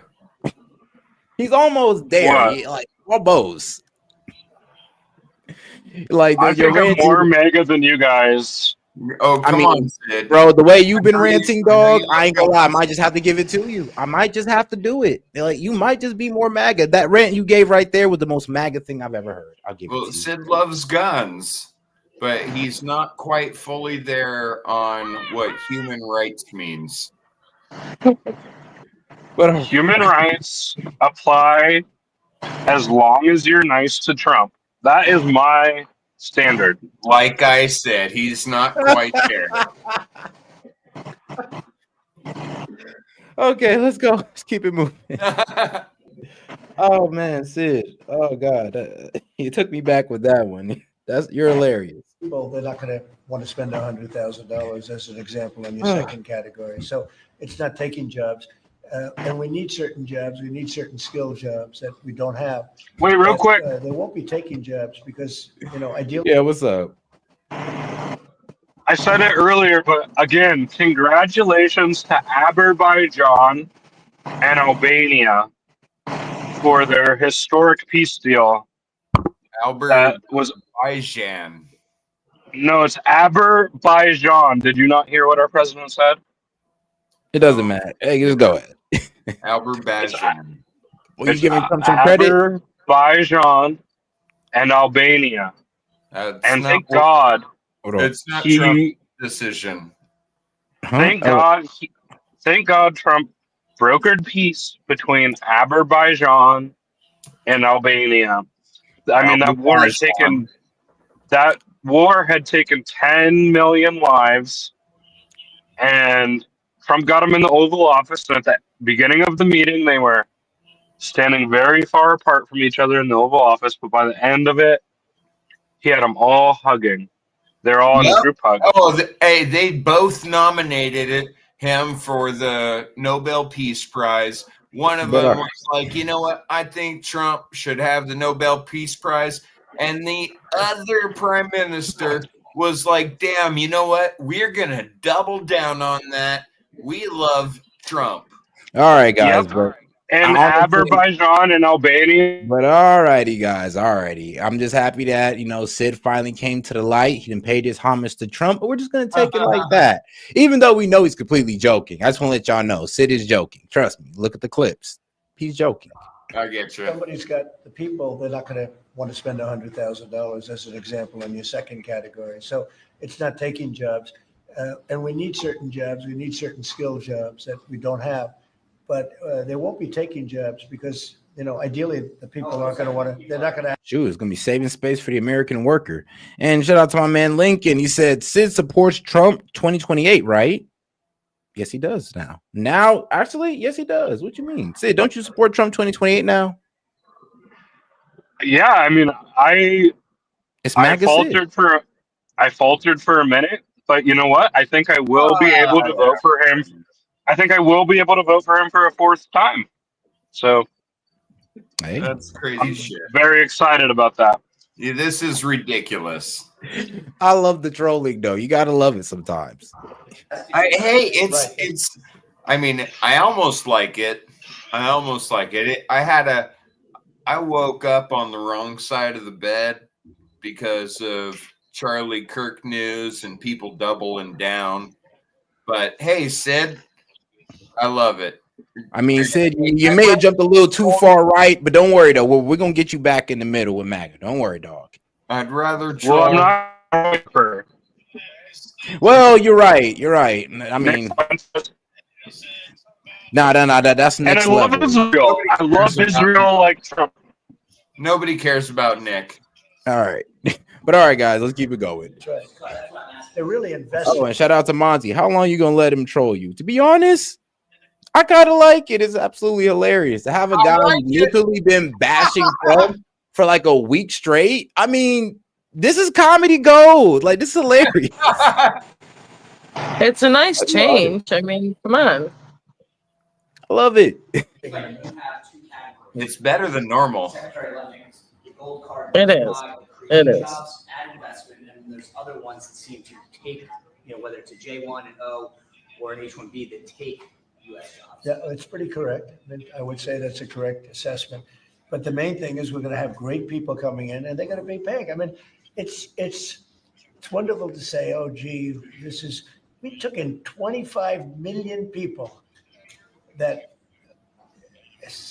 look, many criminals, jails were open from Venezuela, from many other countries, and they were let out of jail and poured into our country, our poor country, how it suffered with this stupid president that we had and the stupid people that surrounded him right around this desk, these liberal, crazy people that have destroyed, they could have destroyed. If we Guys. didn't win this election, our country would have been dead. I agree. Is Country Trump was- sometimes too smart? Is he sometimes too smart? Where like what he's saying, it's just like I don't mean, even to be understand honest, what you're saying because it was it's too smart. Like he predicted shit 10 years ago that are surfacing today that he has to work on. But all right, though, honestly, Yeah. hey, what he did with this, now, Sid, in all honesty, though, what he did with the H-1B visa is America first move. Like, this helps out Americans like a Dude, lot. White people don't even like to be that. to be honest with you, Seth, I haven't looked into it enough to comment on it. So Understandable. I don't want to talk out my ass. Understandable. I get it. Think of I it, said and that I've to said this, be right? The king of control Saudi of it, Arabia too. said, Oh, and shout out to Zoloff. He said, "Sit, support the." Well, I'm done. He said, "Support with your chin." the country was dead 1 year. They thought it was dead. This Let's just country all couldn't agree that survive we another love year with those Israel people running it. and we And support now we have the Israel. hottest country No. anywhere in the world. Think of that. Nope, can't do that. And this is going to help.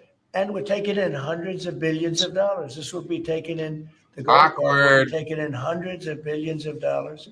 And companies will be able to keep some people that they need. They need people of expertise, great expertise.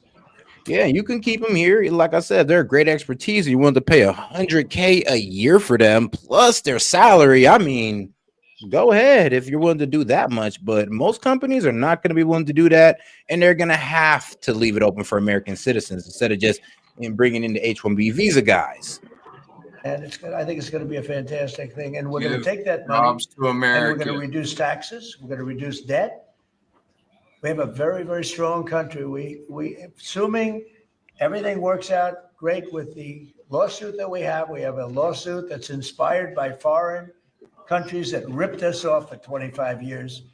But assuming we win that, we hopefully win it in the Supreme Court of the United States.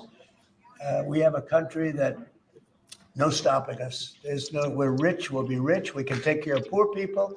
We can take care of our military. We can take care of everything. We can take care of beyond the country. We can help take care of the world. That we don't it'll just be I the do have same a question struggle that now. we've had for years where other Hold on here. countries charged us tariffs and they ripped us off. Our country has been ripped off more than any country in the history of the world. And now we're doing what we have to do. We're taking in billions and billions of dollars at levels that nobody's ever seen, trillions of dollars. And we're using it to reduce debt. We're using it to reduce taxes. The great big beautiful bill is a big tax reduction. It's being paid for by the tariffs, and people are paying a lot less money in taxes. They're being, Way less. Think of it, no tax on tips, no tax on Social Security, no tax on overtime.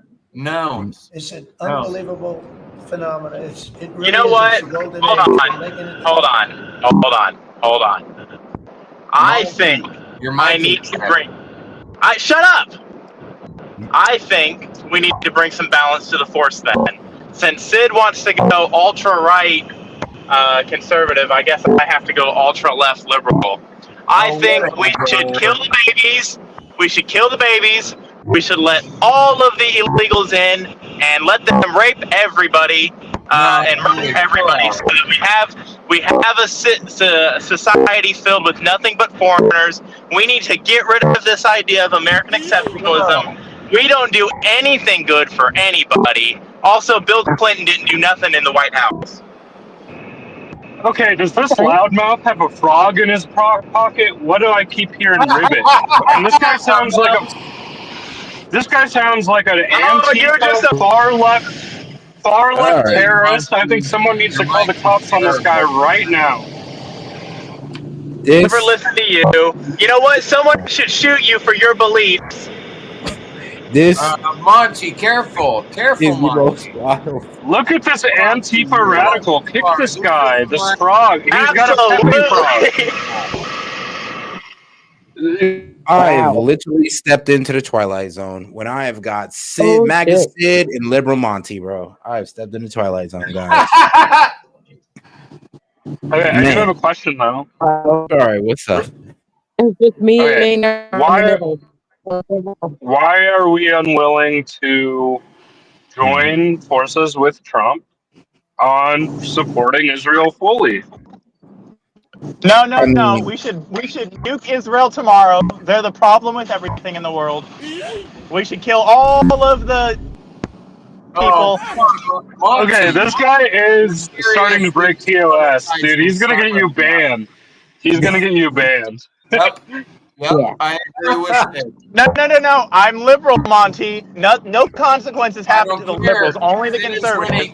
Sid is winning. All right. Well, I mean, first of all, come on, Sid. Come on now. I'm a criticizer of Israel. I always criticize Israel, but for some reason, my man, we're gonna call you MAGA Sid for tonight. My man, MAGA Sid, is pretty much going all out on Israel, and I want to know, why do you support Israel so much, my friend? Like, because he's controlled by Israel. Where are the Epstein files? Well, because Israel is a lion. They are a lion on the world stage, and they only defend freedom and democracy. You're a taco. They only defend freedom and democracy worldwide, and they don't do anything else. Well, look at this liberal. Real free people. They kill Palestinians. Oh what? Man. All right. Where are you guys going with this? That's what I'm saying. All right, guys. Monty is like derailing me with my answer of why I support Israel so much. Because you have no thought. You're just a cult. Well, I think Monty is an anti-Semite and should probably be. You know, it's kind of funny. All right. Let me out liberal Monty right now, but I think it's hilarious. Oh man. All right, both of you two. All right. We're gonna get back to the show. We're gonna try to have some seriousness here. Love you, Monty. Bro, let's get back to the show, guys. Do you think Gazans dying is not serious, Set? Why are you so xenophobic? All right, look, liberal Monty. Like, it's not about Gaza right now. And goddamn MAGA Sid. Yeah, you're just trying to publicize Charlie Kirk and get donations off of him. I'm so dead. It's crazy how much Monty wants to defend Israel right now. He's literally holding back tears by being liberal, Monty. No, I literally have tears coming out of my eyeballs, some kind of salty solution. That's called tears, liberal tears. Oh, wait, shit. Hold on. MAGA you're fucking up, bro. Man. I mean, right, my IQ had to drop 100 points to take this spot on, so. All right. Yeah, your microphone did too, bro. What's going on with that? All right, guys. We're gonna go ahead and just. I'm driving. I have no fucking signal. Of course, my microphone's shitty. Take it away, Seth.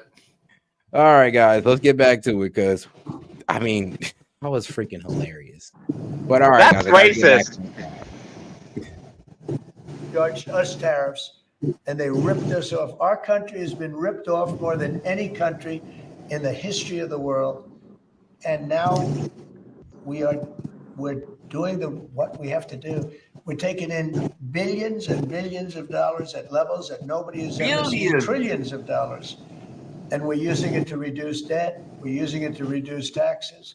The great big beautiful bill is a big tax reduction. It's being paid for by All the we have to do is tariff. tax the rich, People and are all of paying our a problems lot will be less solved. Like, this guy's money just in the fucking taxes. loser. Think of it, no tax on tips, no tax on Social Security, no tax on overtime. Well, he said no. He's just trying to help the big corporations that donated to his It's the campaign. golden age. All We're right. making it the golden age. Without the tariffs, it would be impossible. And China, for years, charged us tariffs, and they continue to do it, and so do other countries. Most countries, they charge us, they were ripping. Look, the European Union, as you know, I get along very well with them, but they ripped us off so badly. Nobody's ever seen anything. Now, the European Union Is he is paying gone? us $950 Yes, he's billion, gone. and they're paying us Okay, I can come back $750 billion now. to buy our energy, and they're okay with it. They signed the agreement. You know, it's not like anybody forced them to do it. They're okay with us. Tariffs are making our country very rich again, and we'll be able to take care of our debt. We'll be able to take care of our taxes, lower taxes. We'll be able to take care of Medicare, Medicaid, Social Security. We're going to be a rich country again. Without tariffs, we'd be in very big trouble. H1B visas are sometimes used by people, H1Bs are sometimes used by people already in the country legally. On other visas or student visas, does this apply to them or to renewals, or does it only apply to people applying for the first time from abroad? Renewals, first times, the company needs to decide, do they want, is that person valuable enough to have $100,000 a year payment to the government, or they should head home and they should go hire an American. The whole idea, it's annual, and it's for total, it can be a total of 6 years. So $100,000 a year, so either the person is very valuable to the company and America, or they're going to depart and the company's going to hire an American, and that's the point of immigration. Hire Americans and make sure the people coming in are the top people. Stop the nonsense of letting people just come into this country on these visas that were given away for free. President is crystal clear, valuable people only for America. Stop the nonsense. And remember, the country, Fee to America. The country would rather not have to pay $100,000, but and they'd rather, how do you do that? You hire American. So there's an incentive to hire American, but there may be instances where it's better That's all we off want. through expertise or whatever it may be. But they're both unbelievable, whether it's a gold card or anything else that we talked about today. And that includes talking about freedom of speech, because our country has been decimated by bad people, very bad people, people that love crime. They love crime. Explain it to me. They don't want to have our military go in and save lives. But when you go and ask the people, do you mind having the National Guard come in if it meant safety? They look at the questioner like, what's wrong? What kind of a stupid question is that? Of course they do. We're going to have a safe country again. We're not going to have people shot. 11 people shot. I mean, it's almost like asking American citizens, so would you rather your neighborhood be ran by the military or a gang? You know, for those of you who are going to say, oh, that's martial law. I mean, would you rather be ran by the cartel or, like I said, the USA? It's kind of what we're asking here. Like, you guys got to think about what you guys are saying when you say this whole martial law thing with the National Guard. I mean, shouldn't the citizens of America be under U.S. rule instead of gang rule? Because that's kind of what's going on in some of these cities. Think of it. In Chicago, over a period of 6 or 7 weeks, 55 people were murdered. And then you have a governor saying how wonderful it is. It's not wonderful. It's a very unsafe. There's not a place in the world. You go outside, you go to Afghanistan, you go to different places all over the world that you hear about. It's 20% of what's happening in places like Chicago. And you think of them as unsafe. Mexico City, it's a tough place, dangerous place. The crime rate is lower. Think of it. What's happening to our country? We're not going to let it happen. And I think I got elected largely for that reason. So we're going to have a safe country again. We're going to have a great country again. We're doing unbelievably. We have the highest stock market in history. We have the most investment we've ever had, ever, as a country coming in. And we're very simple. You know, they said, how'd you get elected? I got elected because I'm going to make America great again. That's what we're doing. We're making America great again. Thank you very much, everybody. Thank you, guys. And all right, now let's go ahead and have ourselves a little bit of a comedic interlude. You know what? In light of Jimmy Kimmel, we're just going to go to another late night show host. Shout out to our man, Bill Maher. Thank you very much. I know why you're happy tonight. I'm still on. Oh, and shout out to my man Link. And he said, Liberal Monty's dog is vegan. Yes, Liberal Monty's dog is vegan. That's pretty much, I tell you. Man, Meat is murder. 90s. I mean, well, I guess you all heard Jimmy Kimmel, my friend, my compatriot. He's canned by ABC for comments he made about Charlie Kirk's assassin. I'm sorry, wait, was he suspended or fired? Because people, like, the language people are using right now is kind of hard to tell at this point. The day right after the FCC guy came out, head of the FCC, said he's going to revoke ABC's license. Let me just tell you something. Intimidated by the FCC, and if President Trump is watching, I have one thing to say to you. Have you lost weight? You look terrific.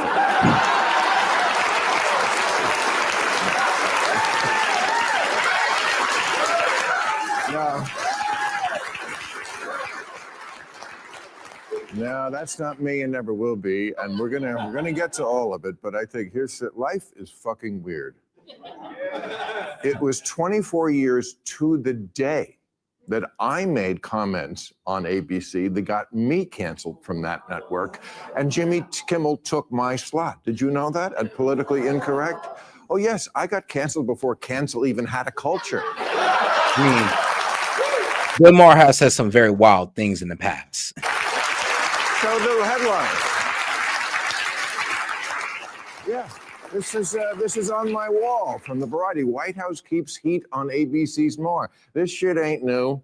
It's worse. We'll get to that. But you know, ABC, they are steady. ABC stands for always be caving. So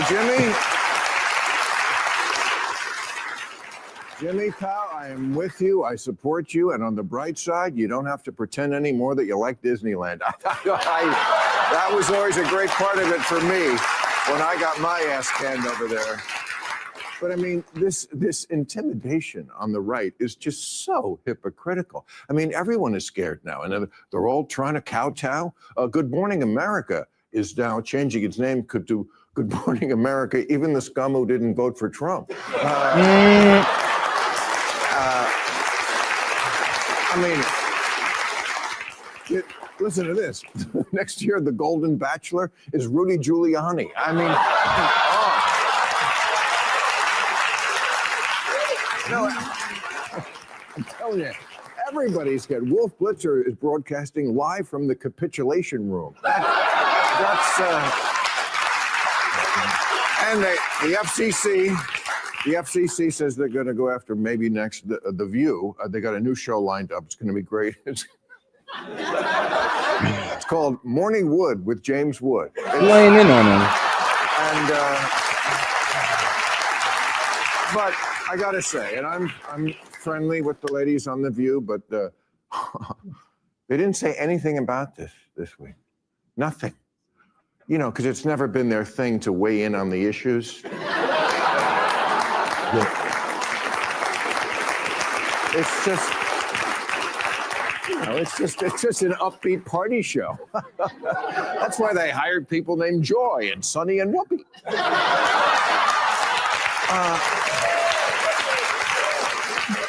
But you know, girls, let me go out strong, okay?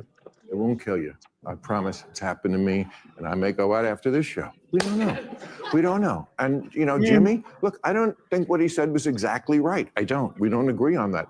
He didn't lose his job for it. He said the MAGA crowd was trying to characterize the assassin as anything but one of them because the 22-year-old kid, his family was MAGA. As if a 22-year-old with a trans girlfriend never rebelled against their family? I mean, yeah, it was kind of funny how everybody was trying to say, oh, he had Republican parents. I mean, a 22-year-old with a transgender partner living with his trans partner in an apartment that his trans partner's family owns. I mean, that's about as left as you get. It's ridiculous. So I have a comment on that real quick, and then I have a very important announcement if I'm allowed to make He's it. obviously not a leftist. Obviously, he's not a leftist. It's an obvious MAGA cult member that just didn't agree with Charlie Kirk. He wasn't strong enough on his convictions.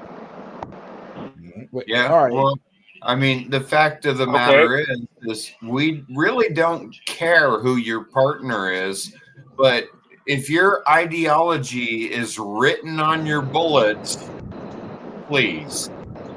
We don't know that for sure. It hasn't been proven that was actually written on his bullets. Yeah. But all right, guys. Let's Wait, see it respond. Can I make this announcement? Go ahead. And comment? Okay. Yeah.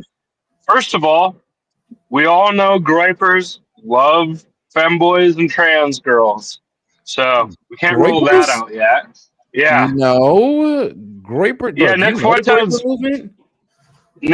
personally is gay and likes twinks and shit. So no, Nick Fuentes is a Catholic white nationalist.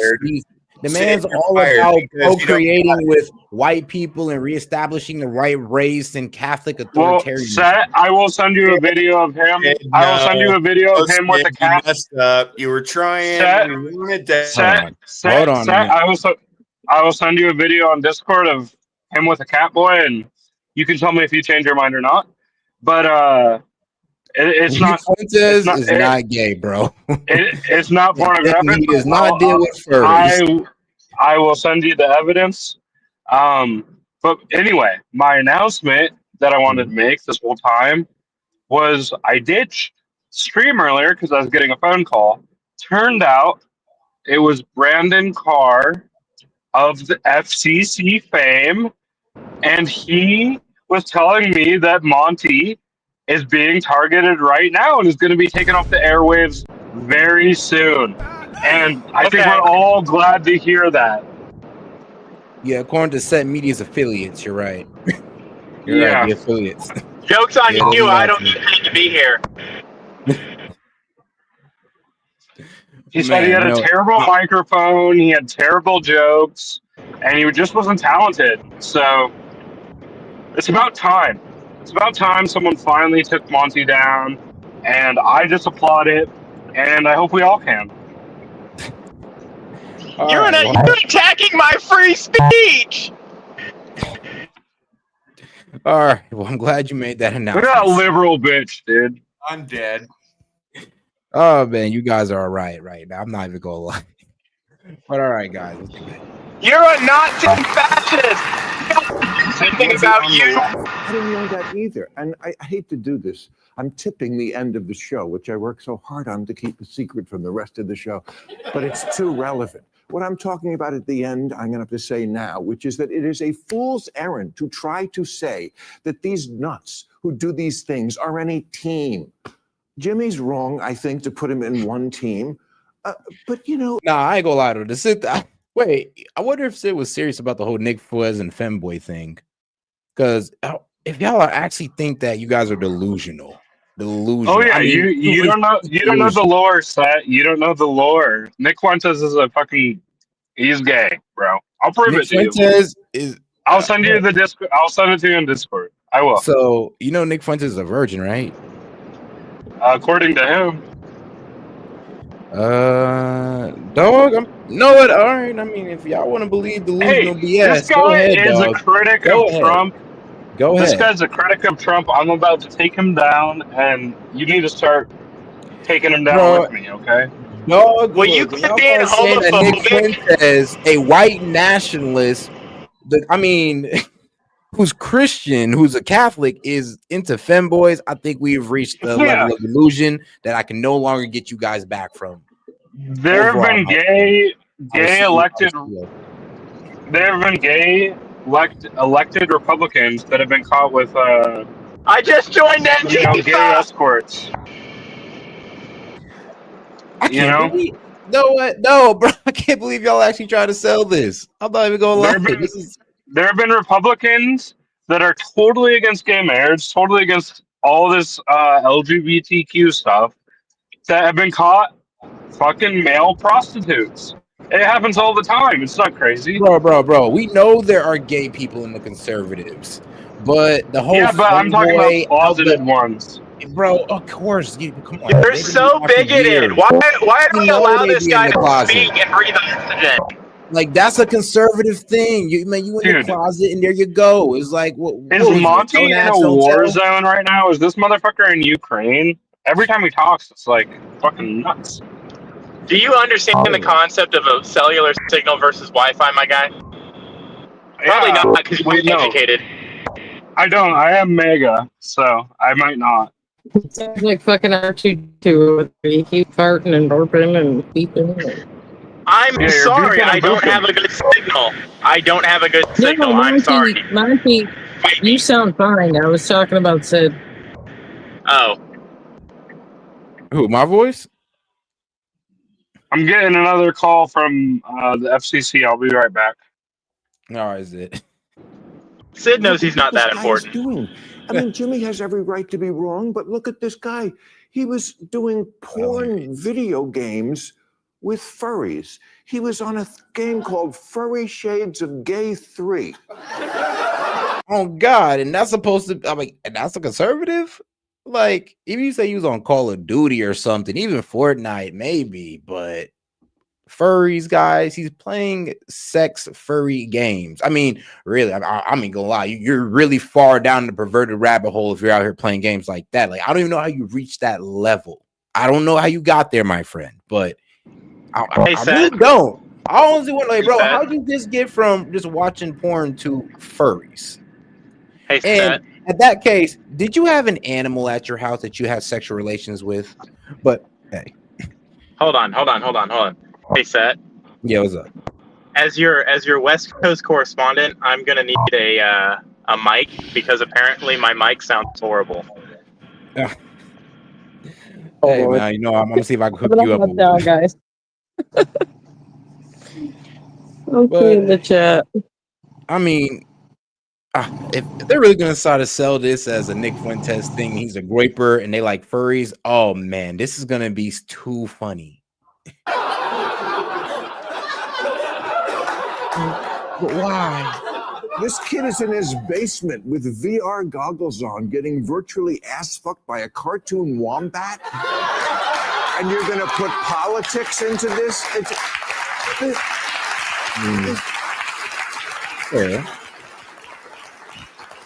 This kid doesn't belong in either party. He belongs in a straitjacket. He's an outpatient who should not be out. Yeah, but Bill Maher, when y'all talk about right-wing violence, we bring up the mental health of those guys. Y'all don't take that into account, but we're supposed to take it into account when it comes to your radical left. I mean, come on now, dog. We could have said mental health with a lot of these guys. Y'all wouldn't have took that excuse. But you have the right to be wrong. But you have any opinion you want. That's what the First Amendment is all about. I was defending it last week on this show against what they're doing in England against the left. Come on, guys, be fair. Now Trump is going after the New York Times. He sued them for $15 billion. He said they're a mouthpiece of the Democratic Party. You know what, Don? They are. You're right. And that's their right to be that. Like there's not 1,000 people on the right who are your mouthpiece. Okay, that's how we work this country. And he is mad at the New York Times today. He put a tariff on Wordle.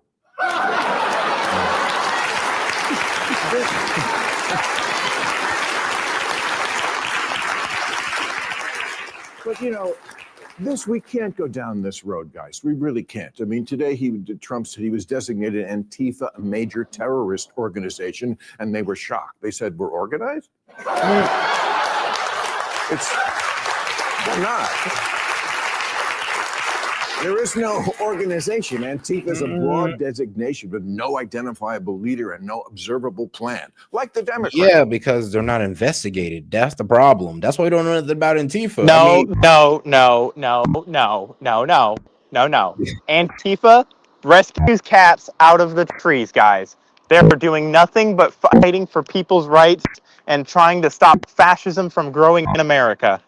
yes, and right after they rescue the cat out of the tree, they go down to burn down the city and start No, burning no. them. Those are all peaceful protests. Those buildings spontaneously combusted.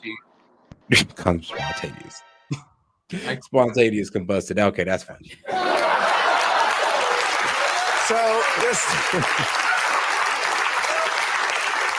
So Jimmy, let me just say, pal, you did a great, funny show for 2 decades. You should be proud of that. If this firing goes for you the way it did for me, you'll get 23 years on a better network. But all right, guys, let's go ahead and get into a nice little debate with the 5. And shout out, guys. Let's remember to double tap that screen, like the video. It has been quite the hilarious stream. But all right, guys, let's try to be serious.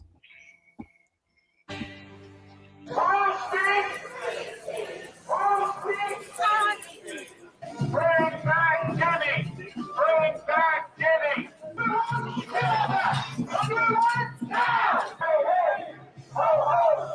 Censorship has got to go! Pro-Jimmy Kimmel protesters holding a rally outside ABC offices in New York City, showing that the left is more Look at all 5 of them. comic getting suspended than the cold-blooded murder of Charlie Kirk. According to reports, Jimmy Kimmel was about to Charlie Kirk died from a fentanyl overdose. Victim, and say critics were twisting his words. But Disney execs feared he would just make things worse. And now Late Night is rallying around Jimmy and trying to turn him into a low-rated martyr. But tonight, we are all Jimmy Kimmel. It's still the show, though, right?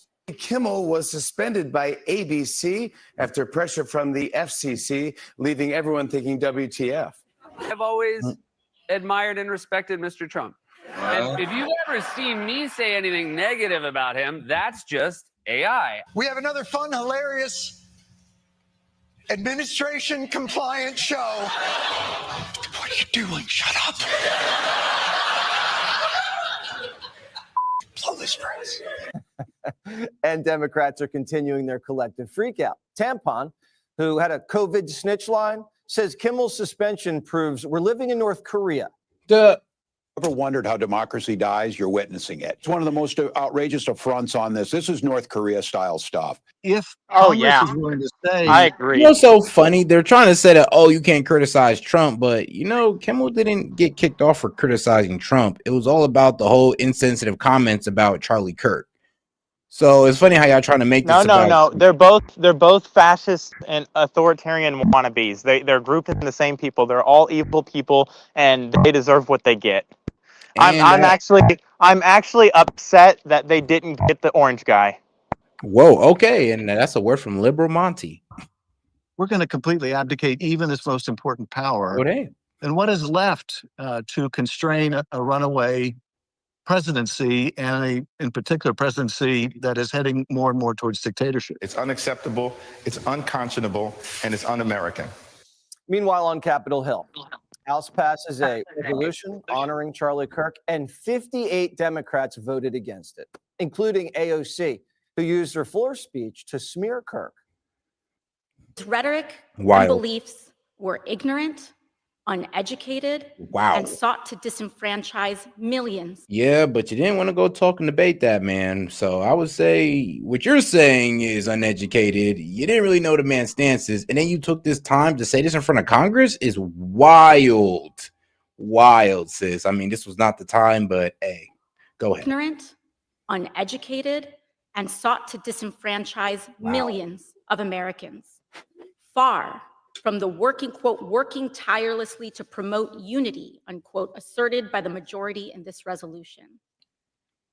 It is equally important that Congress does unite to reject the government's attempt to weaponize this moment into an all-out assault on free speech across the country. President Trump slamming those Democrats. You know, on a real note, Common sense Monty's back now. It's very, I find it very touching that the left cares so much about free speech that they dance when someone who exercises it gets shot. I find it very touching. Yeah, isn't it crazy? But all right, let's keep it. Today, the House Democrats voted against condemning the political assassination of Charlie Kirk. Who could vote against that? The condemning, all they're saying, please condemn the assassination of a human being. And they said, no, we're not going to do that. Yep. So hey, Set. Jessica, Set. The next time you have a liberal on here that says, "Oh, they said it was a bad thing," no, they didn't. They voted against saying it's a bad thing. No, they voted against saying that we should have a day of remembrance. They voted against condemning violence, and you know it, Sid. They did this. No, they voted against saying we should have a day of remembrance. Republicans, when Melissa Hortman got shot, voted to condemn violence. Why can't liberals do it? It wasn't about condemning violence. It was about designating a day of remembrance that we observe every year for Charlie Kirk. Why would someone do? Why? Because we all disagree with Charlie Kirk. Just because he got shot doesn't mean we agree with him. Oh, okay. So violence is okay because you don't agree with him. Got it. Do we have a day of remembrance for the Democrats that got shot? Yes, we do. They fucking passed a resolution doing it. Yes, they did. That wasn't a day of remembrance. That wasn't a national day of remembrance where we all get together and celebrate. Neither is this. This was condemning political violence. Okay, Sid. You know everything. You're right. I forgot. Maybe Monty. I forgot. You're right. Absolutely. I'm gonna go back to Mega Sid so I can win again here. But you're wrong. So you're saying liberals can't have any arguments that win? Perfect. Got it. Not in this chat. No, because common sense beats stupidity no matter where you are. But I totally agree with that. And do it. I was silenced earlier. I spoke a little too freely, and now I got to rein myself back in. And I am very sorry, and Charlie Kirk is an angel and a saint, and we should have multiple days of remembrance for him. You know what? No. In fact, we shouldn't even let him be buried. We should put his body in the wood chipper because he represented such hate. Jesus, Monty. I mean, it's like Sid, the farther you go right, the farther Monty goes left. So can you just bring it back to go back to normal, Sid? Nope. We're not going to tone down the rhetoric. I'm going to wait for Donald Trump to tone down the rhetoric. Is this Destiny? Am I talking to Destiny right now? Hold on. Beep, boop, beep, beep, boop, boop, beep. All right. No, hold on, guys. Let's get back to the video. We're not going to go too far into this.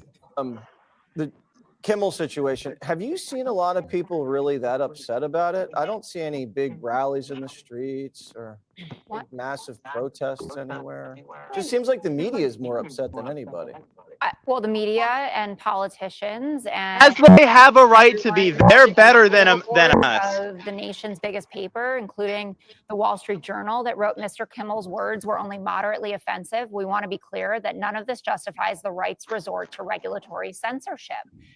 And the premise that Democrats are more concerned about Jimmy Kimmel than they were about... Y'all want to call it regulatory censorship, but we're just calling it an employer being mad at their employee. That's it. The tragic assassination of... Well, that's censorship. You should be forced to employ people, even if you disagree with them. All of us felt about that it was tragic. We should make a law about it. Political violence has no place in our society. And you should be forced to host people on your social media platforms if they post stuff you don't want them to post. To rewrite the story. Exactly. Yeah. No. If it's Trump, no. He's orange. He's evil. Of his role in this and the government's larger role in it, but the timeline just doesn't add up. I've heard, well, read the Hollywood Reporter and read the Wall Street Journal on this. I looked through all of it, and the common denominator is that Brendan Carr said to Benny Johnson, we can do this the easy way or we can do this the hard way. And the affiliates, who were already freaking out about it for sure, decided then that they were going to pull it. And so ABC and, cowards. General Bob Iger, let's dox them. there are some smart Republicans that are cautioning them to come back from this line. Ted Cruz, of all people, who's the chair of the Commerce Committee, which actually has oversight over the FCC, said what Carr said there is dangerous as hell. That's right out of a mafioso. When it's used to silence conservatives, we will regret it. We should denounce it. So I understand now we don't live in cancel culture. It's just consequence culture. And but Republicans I are mean, bad. hold We on should now censor here. them. Hold on. Like what they're saying honestly don't make sense because it's like, sweetheart, yes, there's consequences for your actions, consequences for what you say. You're lucky you don't get persecuted for it, thrown in jail like you can in other countries. Why can't we persecute them and throw them in jail? It's consequence culture. I mean, sure, you can tag that in with accountability as well. Yeah, accountability and what was it? Consequence culture. No, I don't think it should be consequences. They should throw them in jail for their hateful rhetoric. Like they don't want women to have abortions. Like, can you believe that, Set? I mean, like they want to infringe on everybody's rights. So why can't we infringe on their rights? Why can't we just take them and put them in jail? Like, they shouldn't have a voice in this accepting movement that we're trying to create. You know, I'll be like, Monty, I think you might have I think you might have out liberal Sid at this point. You're playing the part a little too well, Monty. Come back. It is a good solution to everything. That's what I've seen pelted at me about this. Well, you did this. That is not a way to run a free society. And you can't just trample on the First Amendment because something tragic and horrible happened. So if exactly, they should just take it and hope they're not next. Run this, and all the executives were getting inundated with emails from angry viewers across the country. Isn't that just the marketplace, Kellyanne, saying this guy's got to either apologize or the free market shouldn't exist? It's just a corpo fucking movement. The customers didn't want it. Dave Smith from Sinclair said this is insensitive and it goes against the values and what we're hearing from our listeners. It's not that Jimmy Kimmel just said a random joke and didn't invoke the late Charlie Kirk, God rest his soul, or President Trump. He did all of that. He said that the way President Trump is mourning Charlie Kirk is the way a, quote, 4-year-old mourns a goldfish, thereby analogizing our president and commander-in-chief while he's overseas representing us to a 4-year-old and to the fallen Charlie Kirk, a friend to, I'm sure, everyone around this table, to a goldfish. People are tired of it. And by the way, the consumers also stopped watching him a long time ago. Same thing that's happened to Colbert has happened to Kimmel. Nobody's watching you because you're not funny. If you're not a reporter, that's what it was. Colbert, yes, that was the last late night show host who was fired because he had bad numbers. I mean, of course, he had like TDS, of course. I mean, he had nothing but bad rhetoric for Trump, but that's fair. But at the end of the day, he didn't do so well for his ratings and he got fired. Jimmy Kimmel's ratings he wasn't on fired. The way down. He was persecuted. He was persecuted for his freedom of expression. Hey man, well, if persecution means you're facing consequences for your poor numbers or poor performance, then it is what it is. You should have the right to say whatever you want. You shouldn't have consequences for what you say. Crazy. You can't have freedom of speech and have consequences for you're certainly speech. not a comedian. You're not funny. These late night shows are watched by Democrats. The rest of us don't want this lack of, this left-wing loser fest slop late at night. Most of the guests are left-wing. Most of the dialogue is anti-Trump. And people are tired of it. They want to give this guy a moment to succeed. Now, AOC, she's no longer even interesting to watch. She's turned into Mazie Hirono and Kamala Harris when they're both in the Senate together. I have memorized the way they all part their hair. They're constantly looking down, reading the stuff other people wrote. Am I? Are you? No.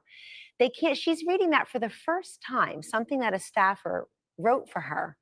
And even in this moment where they're all saying, can we have more civil discourse? Can we all be nice, bipartisan, blah, blah, blah.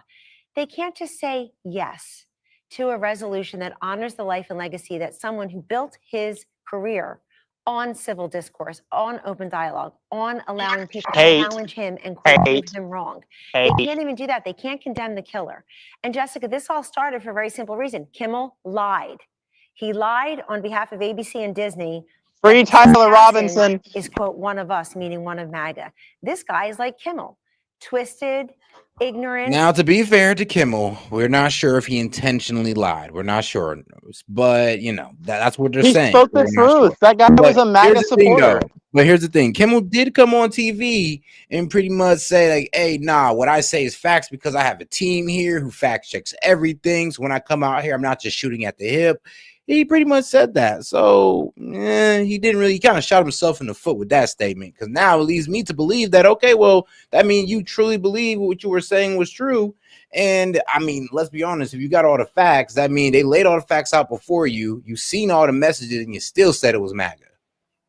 Unfunny, savage. But it's up to his employer to decide what happens, not up to Brendan Carr. No, Brendan Carr didn't do this. No, no, He's no. gloating No, no, about no. it. He's using gifts of You're Jack using a Nicholson nexus. in the You're office. using a nexus that's not there. That's not and by true. the way, It happened on Betty Johnson's show. No, no, no. He suggested that, but the affiliates did what they wanted to do, and this is a business decision and it's a moral decision. You know, it's funny. They keep saying that Trump suspended Kimmel. I believe Bob Iger at Disney was the one to do that.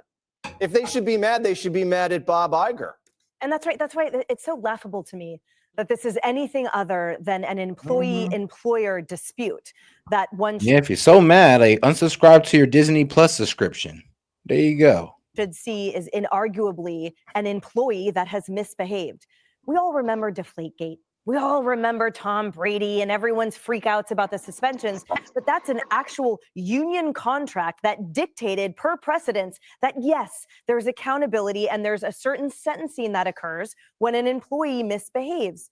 Remember in the 90s and the 2000s, Howard Stern, the FCC was fining and suspending, or it was fining a lot of these affiliate stations. So the networks were suspending them, and everyone sued the FCC and everyone sued the networks. But courts upheld that, yes, if these guys are not following the then indecency standards, absolutely that they can get the axe. And you cut to today's standards and today's courts, and they have held resoundingly that the integrity of an employer's, let me get this right, the employer's interest in brand integrity indeed outweighs an employee's right to free speech or to say what they want. So you put that against the climate that we've discussed, where you have a host on entertainment. Entertainment is his gig. Well, that means you want as many eyes as possible. You want to be as popular as possible. Well, he instructed half the country not to watch him.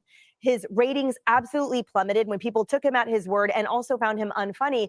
And so therefore, this is either 3 strikes when he's inaccurate, when he's inflammatory, when he's unfunny, but most importantly, on a network here where we uphold the highest standards of credibility and accuracy, I can see quite clearly that indeed this was someone who was fired for not upholding his network standards and for being inaccurate and doubling down. Literally, it's like the same as the YouTuber who won. Let's say this, like I'm a YouTuber. Let's say I get a strike. That's pretty much YouTube holding me accountable for violating the community guidelines. If I keep doing it, I'm going to get banned off the channel. That's exactly what happened to him. Like, they even gave him a chance. They said, no, you can walk this back and it's all good and we'll keep you going. But he said, I'm not. I'm going to double down. That's one of the reasons why he got suspended. I mean, one of the main reasons why he got suspended. He was given a chance and he said, F you guys, I'm going to keep it going. It is what it is. You can't feel bad for people like this. You think there's not an employer on the other side of the desk that writes his employment contract? This is at will. That's nothing to do with free speech. And the real victim here, might we remember, is certainly not Jimmy Kimmel, who can just go on a podcast or his OnlyFans. The real victim here is Charlie Kirk, and he's not alive. Did she just say OnlyFans? No way. Nah, sis, ain't no way. No. Oh my God. Jimmy Kimmel.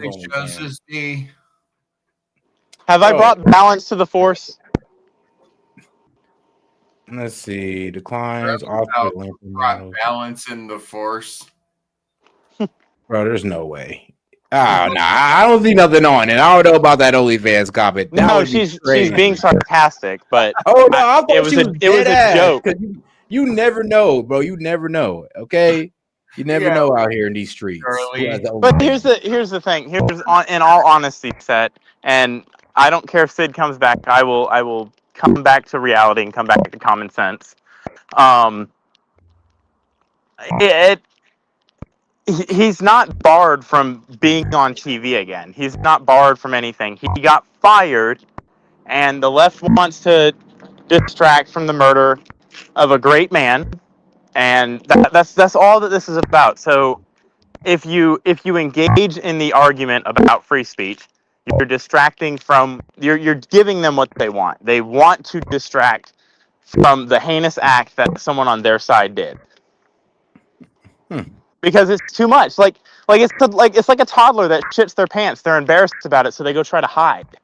And just the discussion of us debating what they just said brings us to a level where it completely corrupts the truth. Yep, absolutely. Like you cannot engage in that kind of conversation without like you're giving them what they want. Like they want the focus to be off of the extremist message that they're pushing forward, and they want to argue for free speech. That's all it is. And that's what it's like. Like I said, a liberal will quote the Constitution in the same way an atheist will quote the Bible. They don't actually care about the Constitution, and they will scream bloody murder up and down that they do until they get in power, and then they will use that power against you. Hell, what the Constitution says. All right.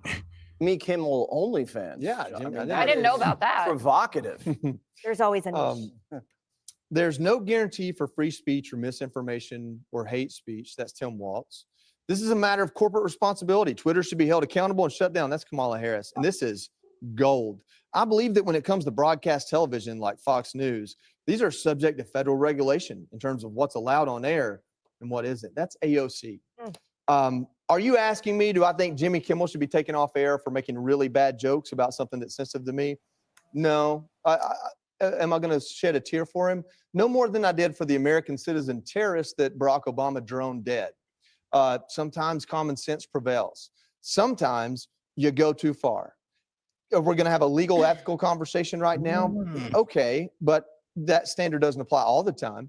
If we're doing anything right now, we're watching the Trump administration use the left's logic against them, and they're absolutely losing it. There are people in this country who are libertarian, who have only ever advocated for free speech, who have all the right in the world to be upset right now. Yeah, it's really hard to hear the left out when you guys are doing the same thing under the Biden administration. And like I said, we're calling it out. Like, look, you guys literally the Biden administration literally went to social media companies and said, yo, take these guys off. I don't care if they're making money or if it's their livelihood, take them off there because we disagree with them.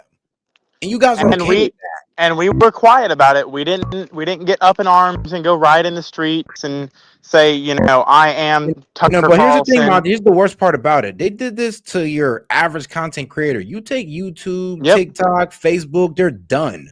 Jimmy Kimmel, bro's getting paid $16 million a year. He's okay. He's good. But you guys are doing this to your everyday American, and you're bitching about a multimillionaire? Like, bro, shut the hell because up. they only care about the elite. They are ivory tower fucking practitioners that claim to be for the average American. And the Democratic Party of the average American is completely dead. They realized a long time ago that being on the side of the everyday American isn't good for politics. Being on side of the corporate elites that control things in our country is where it's at. They only care about power, and the only thing you're good for them to is your vote every 4 years. And that's just the way it is. And just to take a moment, Trump. Oh God, here's this fucking idiot again. Trump is totally the opposite of that, and those corporations and those people that run those huge conglomerates and media conglomerates and fucking big huge companies, big tech companies, big oil companies, they're not kowtowing and bowing to Trump at all, and they're just kind of they're just being nice to him just because, and they're giving him favors just because, and he's for us. He's for the little guy. Hey Sid, for sure. So the biggest owner of everything in the United States, do you know who that is? What is it? BlackRock? I don't know. It is BlackRock. Do you know who Larry Fink is? Yeah. Who is Larry Fink? He's he's in charge of BlackRock, right? Yeah, he is. Do you know what his political party affiliation is? No. It's Democrat. Do you know the leader? Do you know who the leader of State Street votes for, or their political party? Nope. Democrat. Do you know who the leader of Vanguard votes for, or political party? also Democrat. So the big three, the giant conglomerates that you rally so hard against when you're being serious and not trying to make a fool out of yourself, all side with you, but Who does you're Sinclair vote for? Who does Sinclair Media Group vote I don't for? know. I haven't fucking They're heard of Sinclair Republican. Media. I do believe they are Republican. That's weird. Okay. What's your point? ABC is owned by BlackRock primarily, owned by Disney. Liberal ass fucking people run Disney. Oh, Like, and they're just totally comfortable sucking up to Trump and being with Trump. Like, Trump isn't dismantling these groups. He's fucking bending them to his will to get personal favors and personal favors that favors. keep You him mean like taking fucking dangerous rhetoric off the air? Yeah, that's a personal favor. dangerous rhetoric. What dangerous rhetoric? What dangerous rhetoric, Monty? I think it was Maxine Waters that told everybody to go out and get in people's faces and be She's violent. not. She is not. I believe on air. I believe it was. She's not on air. She's a really. How did I see congresswoman. that then? How did I see that? She's then? she's a congresswoman. Even better. She should be representing the best in us, but she's not. She's telling half the country to attack the other half. Maxine Waters is like a 90-year-old woman who's a congresswoman. It doesn't.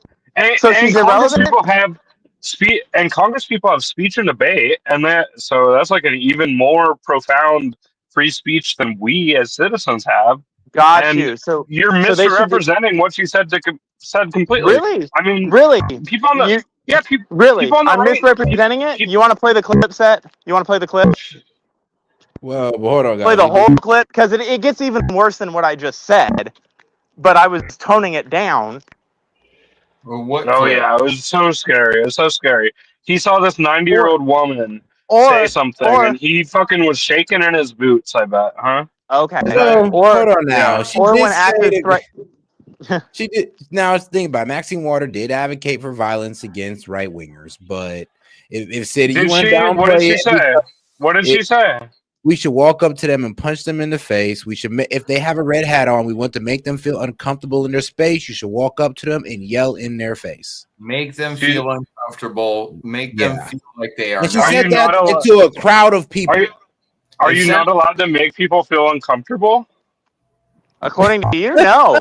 That is harassment, actually. You know that, right? That is harassment, yeah. Like, yo. No, it not necessarily. It's not always harassment. Getting up in someone's face and yelling at them is absolutely harassment, Sid. Yo, she was talking about elected officials. You can yell at elected officials. No, she was talking about regular voters.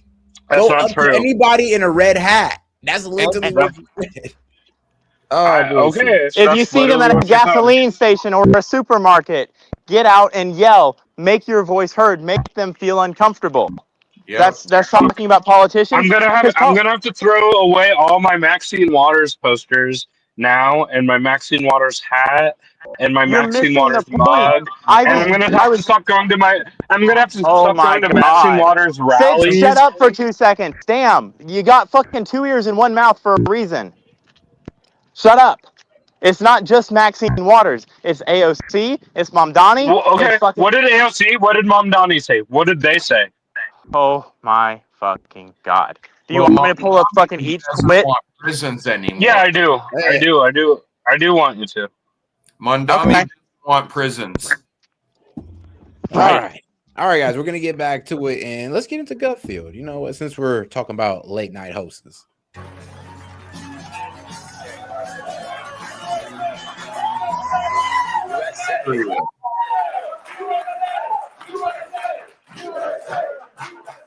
Canada. And shout out to Gutfield, man. Their last show damn near got like 1 million views in one day. I was impressed. Oh, sorry. Frankly, I'd prefer you chanting for me. Happy Wednesday, Good morning. everyone. Some Democratic donors say that they're reluctant to give money to Biden's presidential library. Great. Now where am I going to masturbate, said one man. President Trump is in the UK where he exchanged gifts with King Charles. Trump received a leather-bound book celebrating the Declaration of Independence, and in return, Trump gave him an updated crown.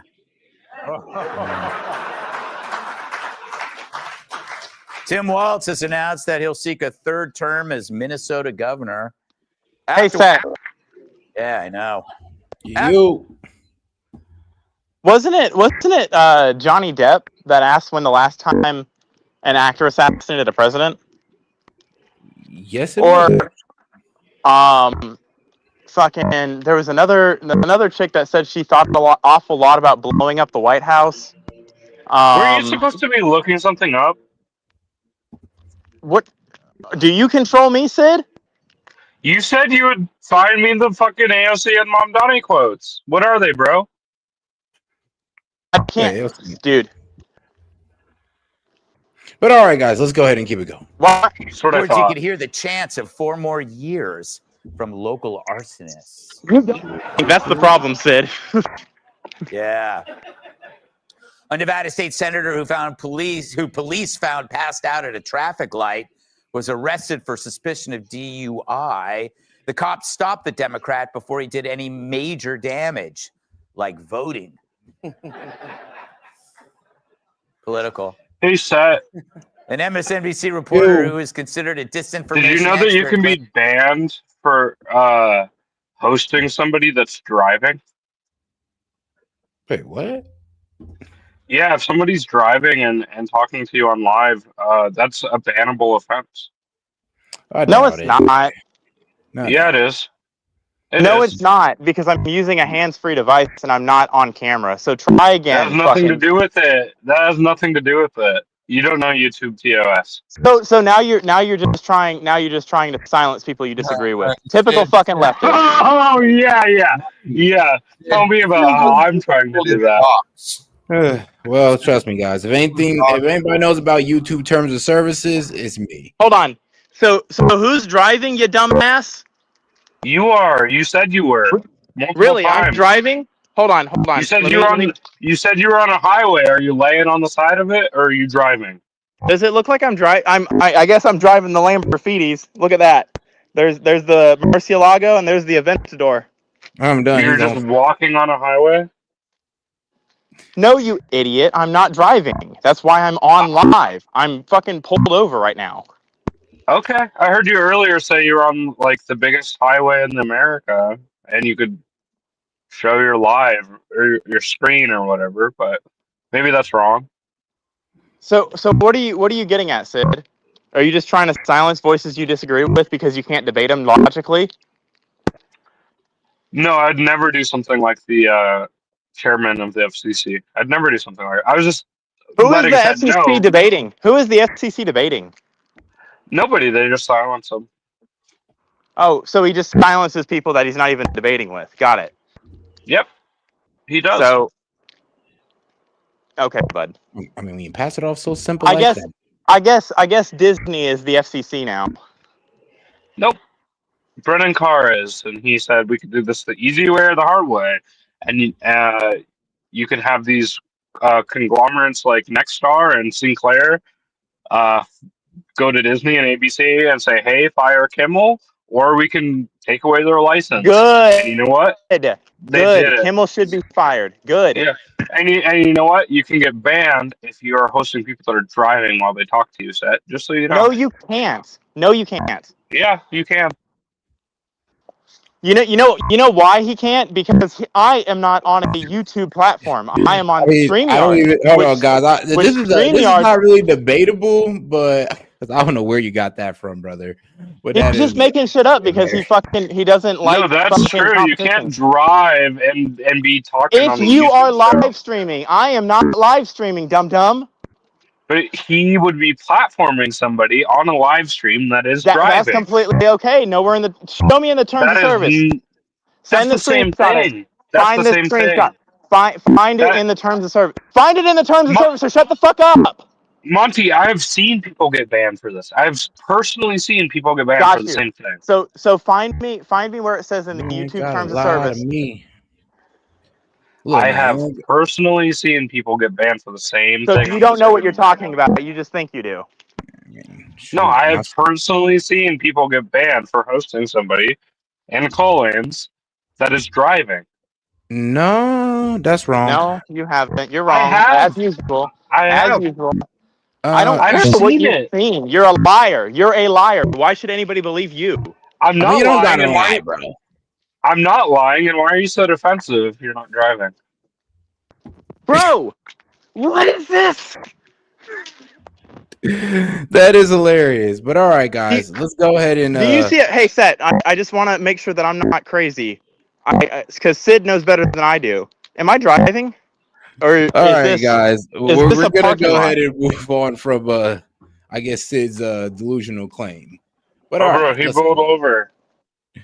Man. But all right. I got him to pull over. He insulted your wife. Yes. He came down the escalator and called No, you Mexicans haven't. rapists I've been and pulled over for the past Hold on hour, now. you Nimrod. Hold on now, guys. Could you silence that? Yeah, I'm silencing both of y'all. Because Jesus. But all right, let's get back to it. losing it. Remember he this. insulted your wife. Yes. He came down the escalator and called Mexicans rapists and murderers. He said, well, what do you think I should have done? I said, I think you should have punched him in the face and then gotten out of the race. You would have been a hero. I'd like to punch him in the face. I said if we were in high school, I'd take him behind the gym and beat the hell out of him. Punch some people in the face. When was the last time an actor assassinated a president? They're still going to have to go out and put a bullet in Donald Trump, and that's a fact. Look, as his character is stabbed to death. Where is John Wilkes Booth when you need him? I mean, go down, not the head. I have thought an awful lot about blowing up the White House. I will go and take Trump out tonight. And if you Hey, Maxine Waters, I will go and take Trump out tonight. Hey, blowing up the White House. I will go and take Trump out tonight. And if you see anybody, You think she was saying that she will go and kill him? in a department store, at a gasoline station, you get out and you create a crowd, and you push back on them, and you tell them they're not welcome anymore, anywhere. President Donald Trump has called. So, yeah, there you go. Well, there's Maxine's Water pretty much calling for, I would say, intimidation. Not really violence, but intimidation. Thanks for the 20 to 10 second clips. That's definitely full context. Well, within that, I mean, Sid, thank you for giving me nothing. That's definitely full context. Claims that no one on the internet is cheering about Charlie Kirk's. That was totally just clipping. That was Even totally more, just on her clipping. dating profile, she describes herself as a 7. I know. Come on, lady. Meanwhile, on CNN, Montel Williams called Charlie Kirk's murder suspect a love-torn child who was in his first relationship. He then described Ted Bundy as a ladies' man with commitment issues. NASA claims its Mars rover has collected samples that show signs of biological activity. Wait. Did They she just warn- compare Kamala to Ted Bundy? If Kamala's Ted Bundy, that would justify killing her, right? He's inciting violence, right? He's like, all right, Sid, come on now, bro. You know damn well. It's like, No, that's violence. You can't say that about an elected official. Y'all call Trump Hitler. Oh yeah, he called Biden Hitler. He called Biden a fascist. Which is okay when he does it, but when Democrats do it, that's not good. And when Gutfeld says she's like Ted Bundy, I mean, if someone's like Ted Bundy, that justifies killing them, right? No, because did we kill Ted Bundy or did we give this man life in jail? Like, bro, think about what you're saying first before you say it. Yeah, but what would you do? Nobody killed Ted Bundy. I mean, we didn't even kill Ted Bundy. Like, we we treated our serial killers better than we treated a guy just speaking. Like, you hear what you just said? Yeah, yeah. Me and you, I guess, as American citizens. Do you hear what the hell you just said, bro? One 22-year-old killed Charlie Kirk. I didn't kill Charlie Kirk. Sorry to break that to you. No, bro, you completely missed the point because you're being ignorant right now. But You said, "Oh, look who we did do a political commentator." We didn't do anything. One guy killed him, and he shouldn't have, and that's regrettable, and it's awful, and it's horrific. But And this you collective cheered when it punishment happened. thing. Do you just hear what you said, bro? I mean, I didn't- before all that. I didn't cheer when it happened. No, which you just said, but all right, it's cool. You don't want to be accountable for that. I'm not even going to force it on you. It isn't why would you? intelligent life. Why would I be as some of the accountable for microbes were something observed I didn't watching do? Fox and Friends. It's not about what. All right, Sid. Okay. Next week, No, Kamala answer Harris that, will make Zach. an appearance on The View, and to prepare, they've already stocked the green room.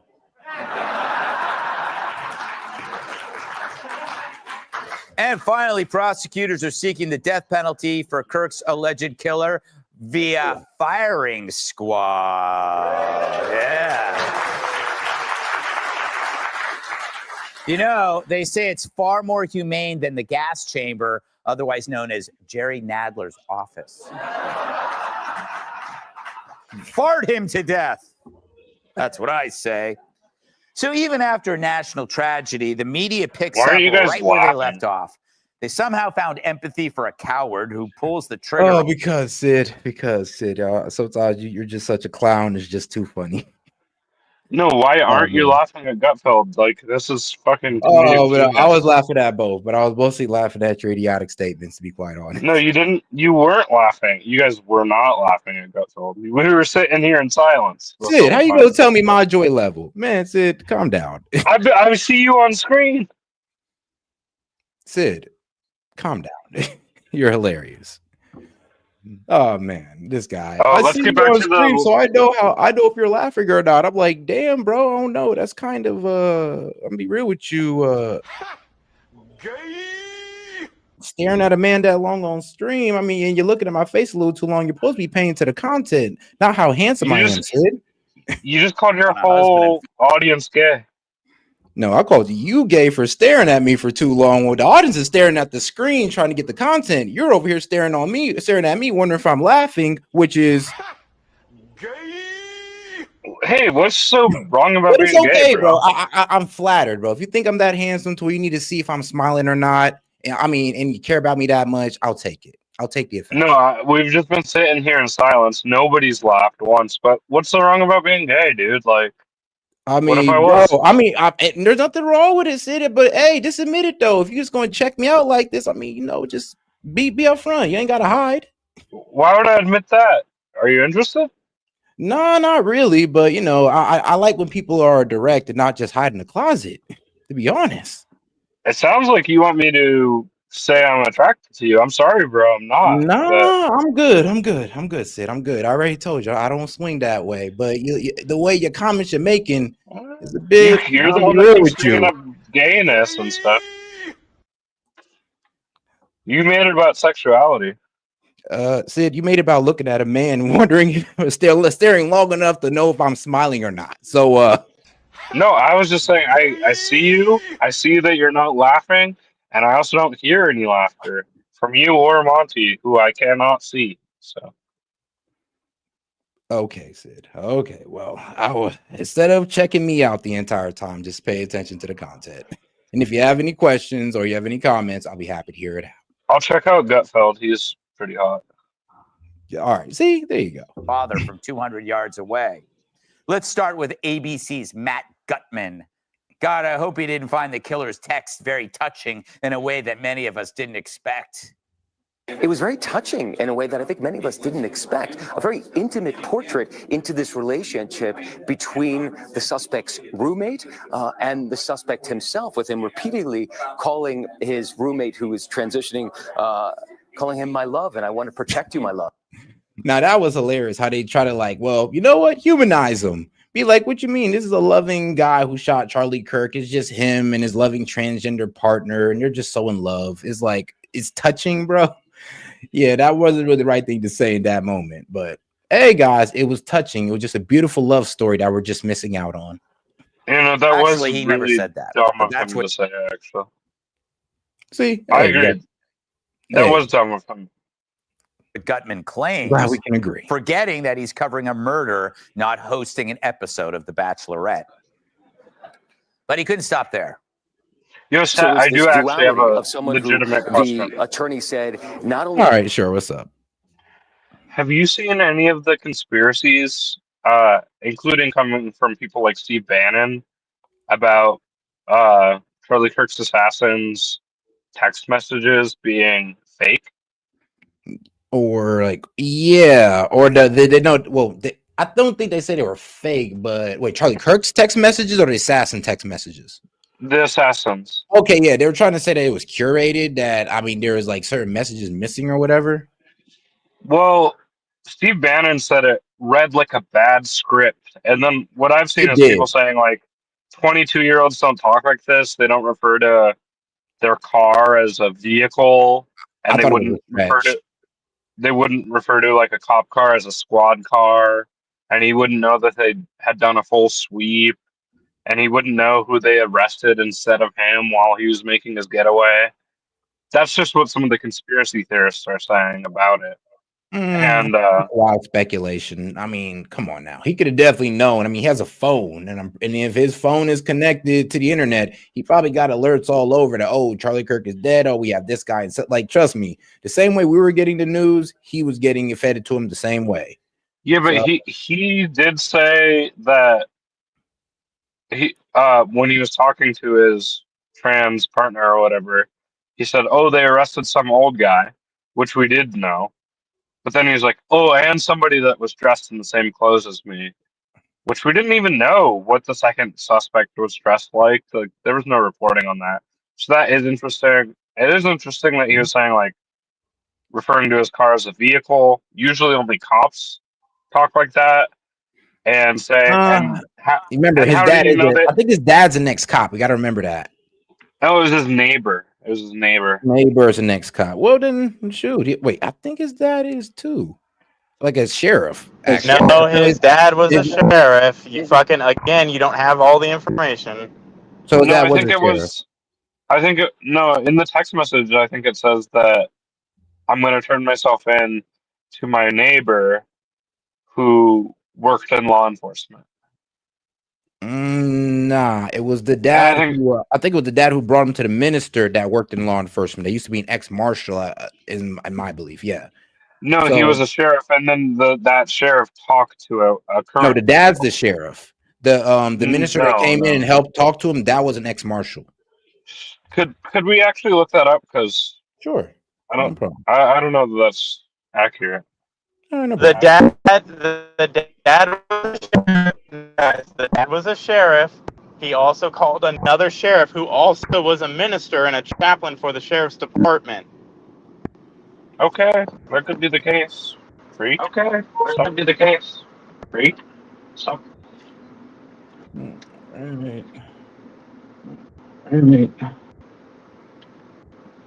Jeopardized the life of Charlie Kirk and the crowd, but was doing it in front of children, which is one of the aggravating circumstances of this case. And on the other hand, he was, speaking so lovingly about his partner. So a very interesting and, as Pierre said, riveting press conference. Dude, you're supposed to be reporting on a press conference, not reviewing a rom-com for Rotten Tomatoes. But I guess when someone kills someone because they disagree with them, it's important to look for their good qualities. True, no one ever talks about how bin Laden banged only the hottest goat. So here it is. Tyler Robinson's father, Matt Robinson, he is reported to run a family-owned construction company in Utah. Earlier reports incorrectly claimed that he was a veteran or a deputy in the Washington County Sheriff Department, but those were denied by the county attorney's office. So let's see. Yeah, right now we have. I'll take my apology right now, Monty. I'll take my apology right now because you called me a dumbass for saying that. So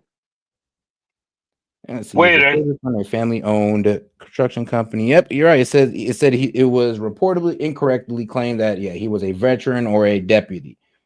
Yep, Monty, you want to chime in again? Call me a dumbass again? You're still a dumbass. You were wrong, bitch. Mute yourself. A dumbass, that doesn't change anything. Admit you were wrong.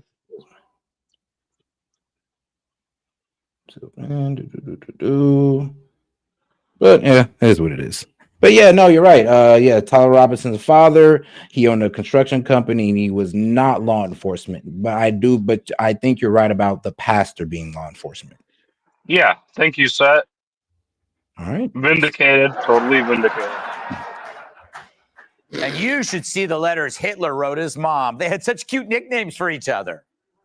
But I get it. After smearing him as MAGA didn't work, make the story about star-crossed lovers instead of trans-mad ghouls. Over at CNN, Montel Williams chimed in. Yo, bro, he left. People were trying to pigeonhole this as a leftist thing and a right thing. Hold And what on. we're really talking. Actually, hold on. We've been fed wrong information on both sides. Sid, not even the pastor was a law enforcement. Y'all both wrong. Everybody wrong, actually, because not even the minister. He wasn't law enforcement either. He had no affiliation with the police or sheriff department. So actually, hold on. Here's the thing: we're all wrong, but we both were fed this. Didn't his text messages say that he was going to talk to his neighbor who was law enforcement? Nah, okay, we're talking about the minister that brought him in, the church guy who brought him in. Those are the only two people. Was his dad and the church? Well, the pastor. Well, in his text messages, didn't he refer to a neighbor that was law enforcement? I could be wrong there, but I thought I saw that. But like, you are right. Yeah, we've so many things have been wrong about like the early reporting of all this stuff. All right.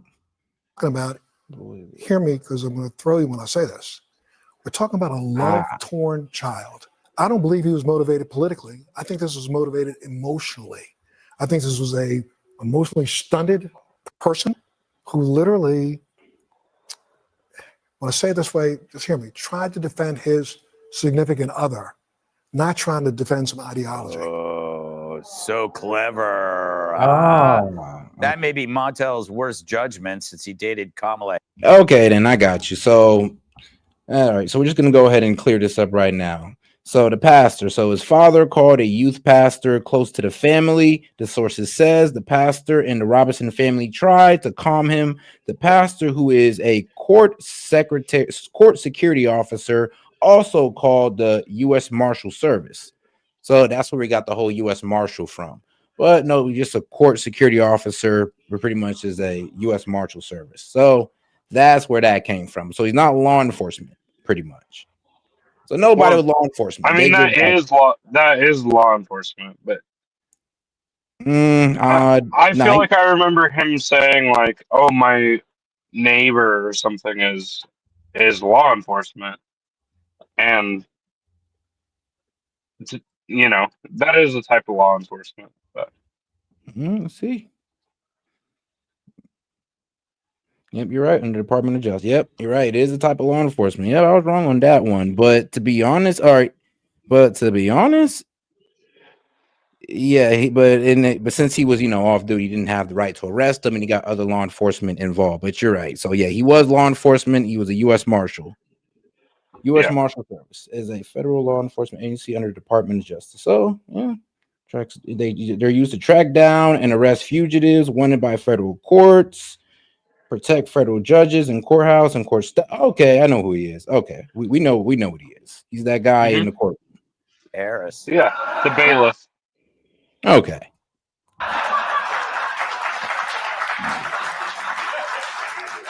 Now, Gutman has apologized, claiming he deeply regrets his words, but one clown went all in on ignoring reality and blames MAGA.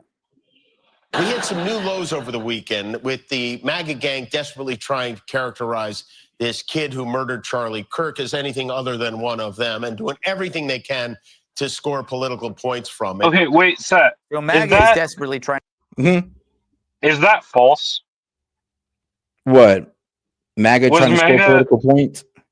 Was MAGA not trying to score political points and not trying to? No, that's just what you guys say because I don't know why y'all said that when honestly MAGA was just warning Charlie Kirk, and then y'all just came around with that insense. That's why they said it's insensitive. Because they're like, yo, these people are literally warning somebody, and you're sitting there saying that, oh no, you're just doing this because you want clicks, or you're just doing this just to like win off his name. And I'm like, yo, that's effed up to say. Like, Well, I can tell you why. Like, Trump came out and said that political violence is only a problem on the left, and he said that So it gives It's him the right to come he's out there and say something that insensitive, and then to be wrong at the end is like that's not a good well, look. no, he wasn't wrong. He wasn't wrong. He said MAGA is desperately trying to paint us as someone that wasn't one of their own, meaning somebody on the right. And from what I saw from MAGA, they were trying to paint as someone that wasn't one of their own. Because he And it might, wasn't. Because he well, it might, wasn't, and you guys said he well, was. That no, was. well, it might not have been. But when he did that show, we didn't even know who it was yet. So it could have Bro, I'll be been. honest with you. It was It kind of could have been. obvious. It was kind of It could have been a obvious. And we groiper. knew what It could have been a only you. groiper. I'm be honest with you. Only you guys was playing ignorant. Only you guys was playing delusional on that one. I'll be honest. Well, You guys no, was playing too delusional. even groipers on 4chan weren't sure, and even Nick Fuentes wasn't sure, and they calibrated their response with it No. in mind that it could be one of them. Yes, that is true. No, you know that's not true. And here's the thing: I actually watched. I do Nick know that's Fuentes, true. So I watched his monologues, dog, and he didn't say anything like that. And I, like I said, I don't even agree with the guy on most things, but Yeah, you gotta and understand here. he That's canceled not his what show.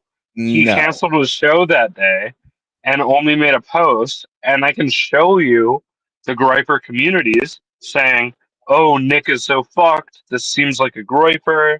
This seems like one No. of us." Bro, I can. You're bro, like I say, you don't know the Groiper movement then, if that's your I start. do. You definitely don't. All right, what's the Groiper I'm movement? embedded. I'm embedded with that. I watch America First all Then the time. what's I the watch Nick Groiper Fuentes all the movement? time. What's the The all right? Groiper So, movement well, is all a right. So white. how does the Groiper feel about race? They are white nationalist Catholic movement. All right, and what else do they believe in? They believe in isolationism. They believe in taking like consideration only into American issues. Basically, they are post-constitutionalists. They don't believe the Constitution. Wrong. No, that's not wrong. Nick Now Fuentes that does is wrong. not. They do believe in the Constitution. They are just No, a they don't. white first organization. Honestly, they're mostly pro-white. They don't believe in race mixing. They got a lot of the views the KKK got. To be quite honest with you. Nick Fuentes has spoken out So against the Constitution explicitly. no, he hasn't. That's the wild. He Look, I has. mean, that's what you're saying, and trust me, we know you don't watch Nick Fuentes. You can barely stand to watch Trump. So the fact that you want to sit here and say that you can watch Nick Fuentes is hilarious. Dude, I could send you so many Nick Fuentes clips that are So could exactly what I'm saying. I've actually watched Nick Fuentes even live on stream. Like, dog, I highly doubt I know that you you have. even know the I've movement. come in. If you're I gonna sit came here in and with. say that that they suspected a grape, bro, it was almost literally common sense that this has to be somebody on the left. It was I literally came common in. sense. It was I Charlie came into Kirk. your. So you're telling came. me a pro-Christian guys shot another extremely pro-Christian guy? Okay, so you don't understand the grape. That's white. That's what. No, so remember, you just admit that they're pro-white, they're pro-Catholic, pro-Christian, basically, and they just shot another pro-white, pro-Catholic guy. Like, do you hear yourself? Will I be able to respond? Yes, you can. Nick Fuentes was an enemy of Charlie Kirk. He would infiltrate TPUSA. He would send his movements to their events. We only disagreed on one issue, and he would host competing events. At the end, they did, but Nick Fuentes. It was always about Israel with those two. They basically agreed on everything but race and Israel, because Charlie Kirk wasn't a racist, but Nick Fuentes low-key is. Like in the beginning, Charlie Kirk. In the beginning, Charlie Kirk was also pro. Fuentes is anti-Israel. That was it. No, early on in Charlie Kirk's career, early on in Charlie Kirk's career, he was also pro-immigration and would say things like, "I think that a green card should be stamped to every diploma that a foreign student gets and stuff." And Nick Fuentes, by infiltrating his movement, moved him to the right on many issues. And there's a clip of Nick Fuentes. There's a show where he says, "You're telling young men that are disaffected to get a Hillsdale course? You do not know what young men are about. And I am barreling towards you at 1,000 miles an hour, and I'm taking over your movement. There's a reason that everyone in TPUSA is a groiper. That is what Nick Fuentes was saying. Oh man, like, look, bro.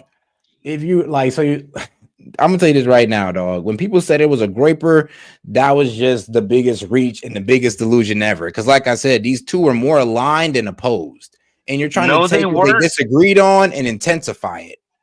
To be quite honest, and bro, Nick Fuentes, bro. If you actually watch Nick Fuentes, hold on, dog. If you actually watch Nick Fuentes, all he was asking for was a debate. That was it. That's what a bunch of liberals were asking for with Charlie Kirk too. And they got, bro, basically they got that. But no, they didn't. Fuentes one was a one-on-one debate with Charlie Kirk, and he got his groipers to go out there and ask questions about Israel. It got annoying, and that was it. Like, that was a bunch of liberals did the same thing. And you know what? We did not get the debate. We did not get the debate we were wanting for. Most of us, a large majority of us, don't want him to be dead. Didn't think that this killing is okay, and don't advocate for that. Like, name one Democrat that said the killing was good, or name one even influencer. Ilhan Omar.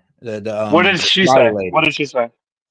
Bro, she literally, bro, she made the whole comment about him, about the civil rights and all that. She said that she doesn't really care either way. Actually, I played the video last night of her statements. Yeah, that's remember, she was on Mehdi Hassan defending it, and even Mehdi Hassan was like, "Oh yeah, he's a fascist. Oh, he was spreading hate."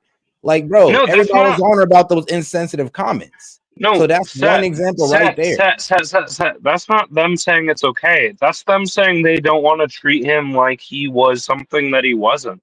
That's them saying that they don't want to celebrate his life because he was a hateful person in his life. Bro. Nah. They don't defend his death. She's not. They don't defend. Dog, you're literally. Here's the thing. You asked me who's out there speaking that rhetoric. I gave you one. But here's the thing, though. But here's the thing. No, I said somebody on the left who's been shot for what they've been talking about. Give me a famous political pundit that you know on the left that's been shot. Y'all don't got one.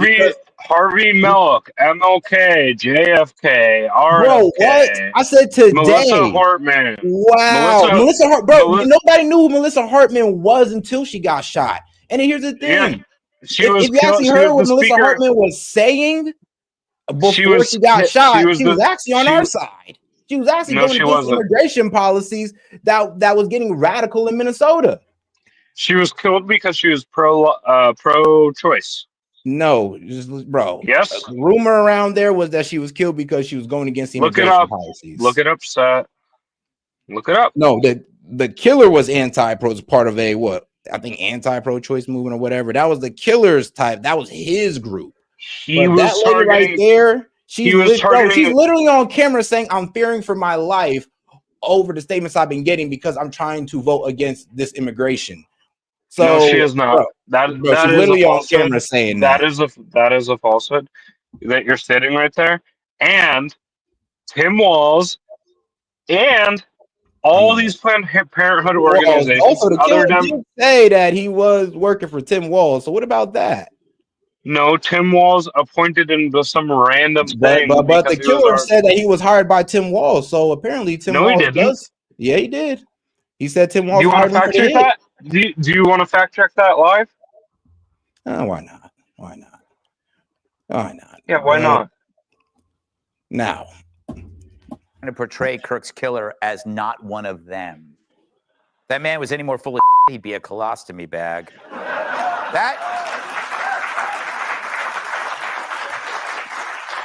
That was 2 days ago, so Kimmel had the chance to walk it back, but he can't. And why is that? Because to admit he was wrong on this calls into question his entire filter for interpreting reality. So it's better to live in denial, knowing the like-minded media won't press you on it. But we will. Hey, Disney shareholders, it may be time to thaw out Walt to put things right. No wonder your 5-year stock price looks like this. Bambi's mom has a brighter future. Then there's Matt Dowd, who got fired for saying Charlie Kirk had it coming. He found a new revenue stream. He's actually selling T-shirts with his quote on it. Who's going to buy that? I mean, besides the entire cast and crew of The View and Jimmy Kimmel. Not me. I have enough women yelling, "Take your shirt off." But this is who they are. They can't even let you have a moment of peace for the guy they murdered. In fact, a poll right after the arrest showed 41% of Dems believe the killer was a Republican, proving it's easy to lie to stupid people. That's how I convinced Don Lemon I'm a Nigerian prince.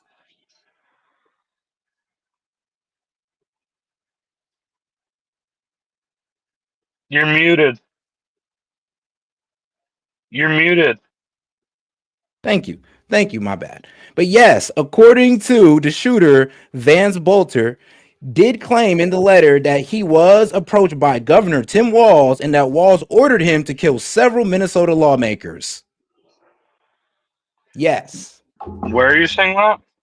Washington Post. Alleged Minnesota shooters confessed in killing letters. Washington Post, my friend. I'll give you the article right here. Washington Post. Alleged Minnesota shooter confessed to killing in letters to FBI director. So Why yeah, was Tim Walz on his list? Because that was the guy who made the hit, man. He had to make sure he knew who the boss was, bro. Come on now. Now, So he wrote him down on the kill list? Whoa. See, it's crazy. See, you crazy how like I give you a good explanation and you can't go with that. But no, you didn't. You didn't read any of it. Hold on, bro. Read First it. off, you didn't even know this. You didn't even know this. Why didn't you know this? But you were so ready to run off and say, "Oh no, it's not. That's false set." But I was right. Read it. Read the whole thing. Read it, bro. I was already right. Read the Washington Post. Go Why on. don't you go look it up? Go Bro, on. hold on. Sid, I knew about it. You didn't. No. Read beyond what you did. Sid, I knew about it. You didn't. You go read it. I already did the work. I already proved to you that it exists. No, you didn't. Bro, I just did. Bro, you're not listening. Sid, you're not listening. Seth, I have heard that before. Read beyond what you just No, read. you haven't heard that before. Or you wouldn't have told me to go look it up. I literally just told you, Sid, bro. Now you're bullshitting me. You're bullshitting me, and I can't let you do that, dog. I literally, and everybody listen to this conversation. Tell me if I'm tripping. Did he not say that? No, that's not true. That man Vance Bolter never claimed that Vance ordered him to kill Melissa Horton or Minnesota lawmakers. You sat there in my face and said, "Prove it, Seth. Prove it. You're wrong. I prove it to you, and now you're moving the goalposts. Talk about, oh, now I want you to read it, bitch. Who the fuck is you, man? Watch your damn mouth, dude. You don't run nothing around here." All right, but now we friends again, my friend. Sorry, I had to get a little bit rough with you. They literally can't conceive of their own side committing evil, even after a murder broadcast live. And remember that old guy they thought had taken the shot? He screamed that he was the shooter to try and let the real one get away. You don't hear about him much, do you? Why is that? Well, after being hauled in, they busted this leftist on child porn charges. But I'm sure the media will find something redeemable about him. Sure, he's a perv, but he's great with pets. Yeah. So the same media that spent years dehumanizing Trump. But all right, guys. Was I wrong, though? Was I tripping? Well, absolutely. You didn't prove without a shadow of a doubt that Sid was wrong, so he can weasel out of it. And it's your show, so everybody else can really fuck off. Nah, I just thought it was absolutely insane how he just sat there and tried to say, "Oh no, that's not true," and I'm just like, "Okay, cool. I'll go ahead and prove it for you. Prove it." And then he moves the goalpost and no, I just want you to read it out completely. Yeah. Bro, he literally accused this man of Tim Walz and said, "Yeah, Tim Walz ordered that hit." You didn't know that. Now you're telling me to go read it, bro. You didn't know it. You go read it. There is no definite ending with Sid. That's just, that type of argument I can. That type of bad fifth argument I can do. Stop letting him on. He's just trolling the show. He doesn't want to see you succeed. Mm-hmm. All right. Well, I'll just put him in timeout for now. Hey guys, can you hear me? Yeah. Go ahead. Speak up. I just came up to say one thing about the whole Nick Fuentes deal. I did see a clip of him earlier today on someone else's live stream, and Nick Fuentes straight up said that he fucked TPUSA and he'd been fucking TPUSA. I've I never heard of Nick Fuentes until like 8 days ago. So hold on. So wait, what do you mean that he was like effing with, like, you mean effing with them? Infiltrated the Groypers, infiltrated TPUSA, and he fucked TPUSA, and he's been fucking them. Swear to God. And who's TPUSA? You played Turning Point that USA clip. is okay. Hey, Seth, can you hear me? Yeah. You played that clip. He absolutely said that. That's where I heard it was actually on your show. He absolutely said that on one of his streams. So Sid was right on that fact. Okay, so that he infiltrated TPUSA. Yes. Nick Fuentes did, yeah. But he didn't seriously, have sex with No, he fucked them. Okay, yeah, I'm about to say, because I'm like, hold on, you try to say, because Sid said a lot with that, because he also said furry and gay stuff and all this wild stuff, and I'm just like, what? Like, that's what kind of made everything else hard to believe, because I'm just like, dog, you're adding furry and gays and all this, and Nick Fuentes is gay, and he was the one that ordering Charlie Kirk's assassination. I'm like, yeah, I'm kind of throwing the baby out with the bathwater at that note, or if you're coming off like that. No, I don't know about any of that, but he did say that the Groypers did infiltrate TPUSA and he fucked them. You know what? The factor is, in worldwide politics, not just USA, not just Turning Point USA. In the worldwide politics, there are a lot of bad actors all working against each other. True. Facts. But all right, though. All right, guys. All right. I do want to get into a different video right here. All right, man. Let's get into some Trump and China business, since we haven't been talking about it for a while.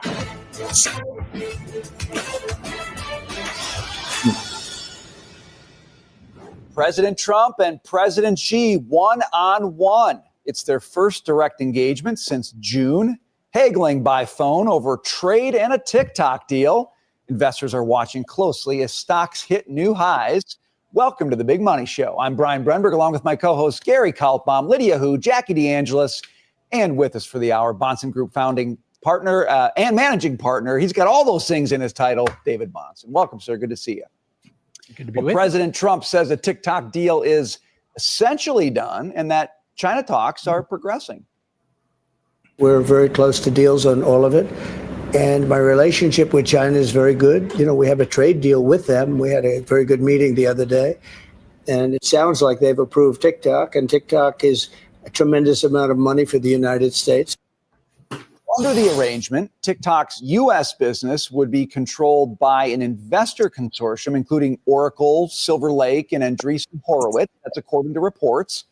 The deal could set the stage for President Trump and Xi Jinping to hold their first in-person meeting of Donald Trump's second term. So we got the big phone call today, David Bahnsen. We got all sorts of issues on the table. We got the trade stuff. TikTok, is it done? The president seemed to suggest they got the approval. Maybe some other things were saying it's a framework still. I don't really know. What do you think about it? You know, the whole thing bothers me to some degree because, first of all, Congress actually did something they barely ever do last year. They acted, passed a law. They got signed into law the way you're supposed to in the Constitution. They still remember how to do that. They do, but then the problem is the president just decided to do his own thing, and he keeps kind of punting the enactment. Now, look, I have all kinds of opinions about government involvement in private business, and I'm concerned on this affair, not because I want to be defensive of TikTok, because I don't. I can't stand how much teenagers use it. But I do not want the president of the United States, whoever it is, bringing in business allies into a private deal, saying that the government's going to make a lot of money on this, like playing role of investment banker. This is just not the way us conservatives have generally thought that the government's supposed to interact in the business sector. I mean, it's been a big issue, Jackie. We've talked about it with Intel. We've talked about it with TikTok. On the defense side, they've done some of this as well.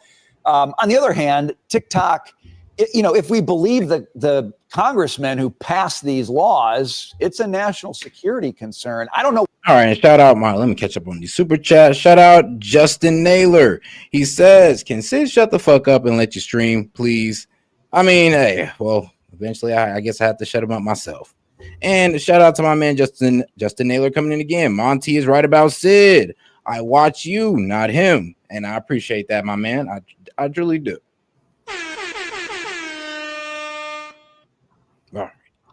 Where that all factors into the deal we have here. What do you think? Well, I think it is a national security concern, but I agree with David. And I was a little hesitant to be on board with the Intel thing, although I can kind of understand the circular argument that through the CHIPS Act, they got all this money from us and they can't necessarily claw it back. So the government's trying to go after it in this way. You can make that argument. I don't want to go there right now. Wait to respond to it. Separate conversation. Okay. But with respect to this, I agree with you in that even with the national security concerns, I would like to see this be a completely private transaction, no government involvement on either side. And I know it's important for China to maintain its stake as well, because everybody wants to have their hand in this. That's exactly what I don't like about it. But I also realize without China still being involved in it some way, that could have an impact on the algorithm that they do sell. And that is the most valuable. Many have said you can't replicate that actual algorithm.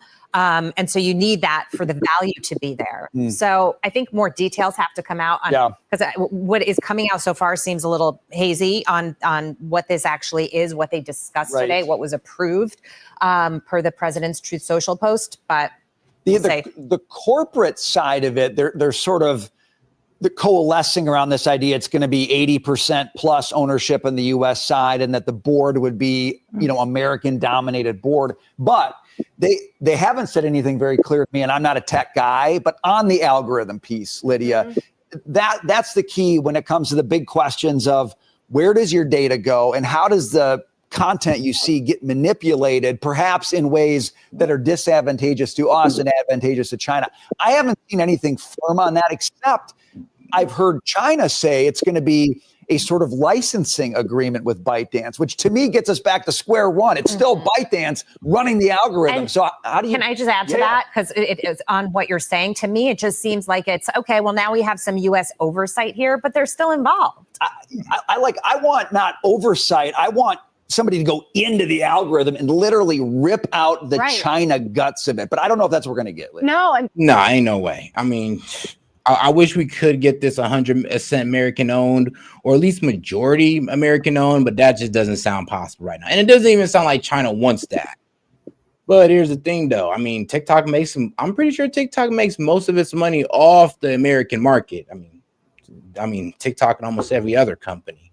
So yeah, they're going to be pretty desperate to stay in our market. But to be quite honest, to have it completely ran the way we want to, that's not going to happen. China will never let it go. Nope, cannot. It's too good of it. Honestly, it's great intelligence gathering, to be quite honest. And then you can push any propaganda you want. Why would they give that up? China long ago said that they would defeat us without bullets. And I think this is that step right there. I mean, who'd have knew? Fentanyl, TikTok. Fentanyl and TikTok. Who'd have knew that'd have been the thing to take us out, guys? Who'd have knew? Because the whole part is But hold on, guys. I did watch that video you were talking about, which is hilarious because he sent me a video with Nick Fuentes on I guess on an outing, which I guess it looks like it doesn't look like a date, but it's an outing with some guys dressed in the cat ears. I guess that's supposed to be proving that he's gay, and I'm just like, to be honest, like I said, Nick Fuentes, he's a virgin. And also, here's the thing, and what I know about virgins is that they don't really have that uncomfortable feeling being around different, I guess, sexual orientations. I don't know. That's just more for what I've seen from virgins, friends that I know or people that I know as well. And there's also no hugging, no signs of affection, no hand holding. So I guess if you hang out with a guy with cat ears, guys, you're automatically gay. Okay, guys, so stay away from any guy wearing cat ears or you're automatically gay. You don't even got to hug him.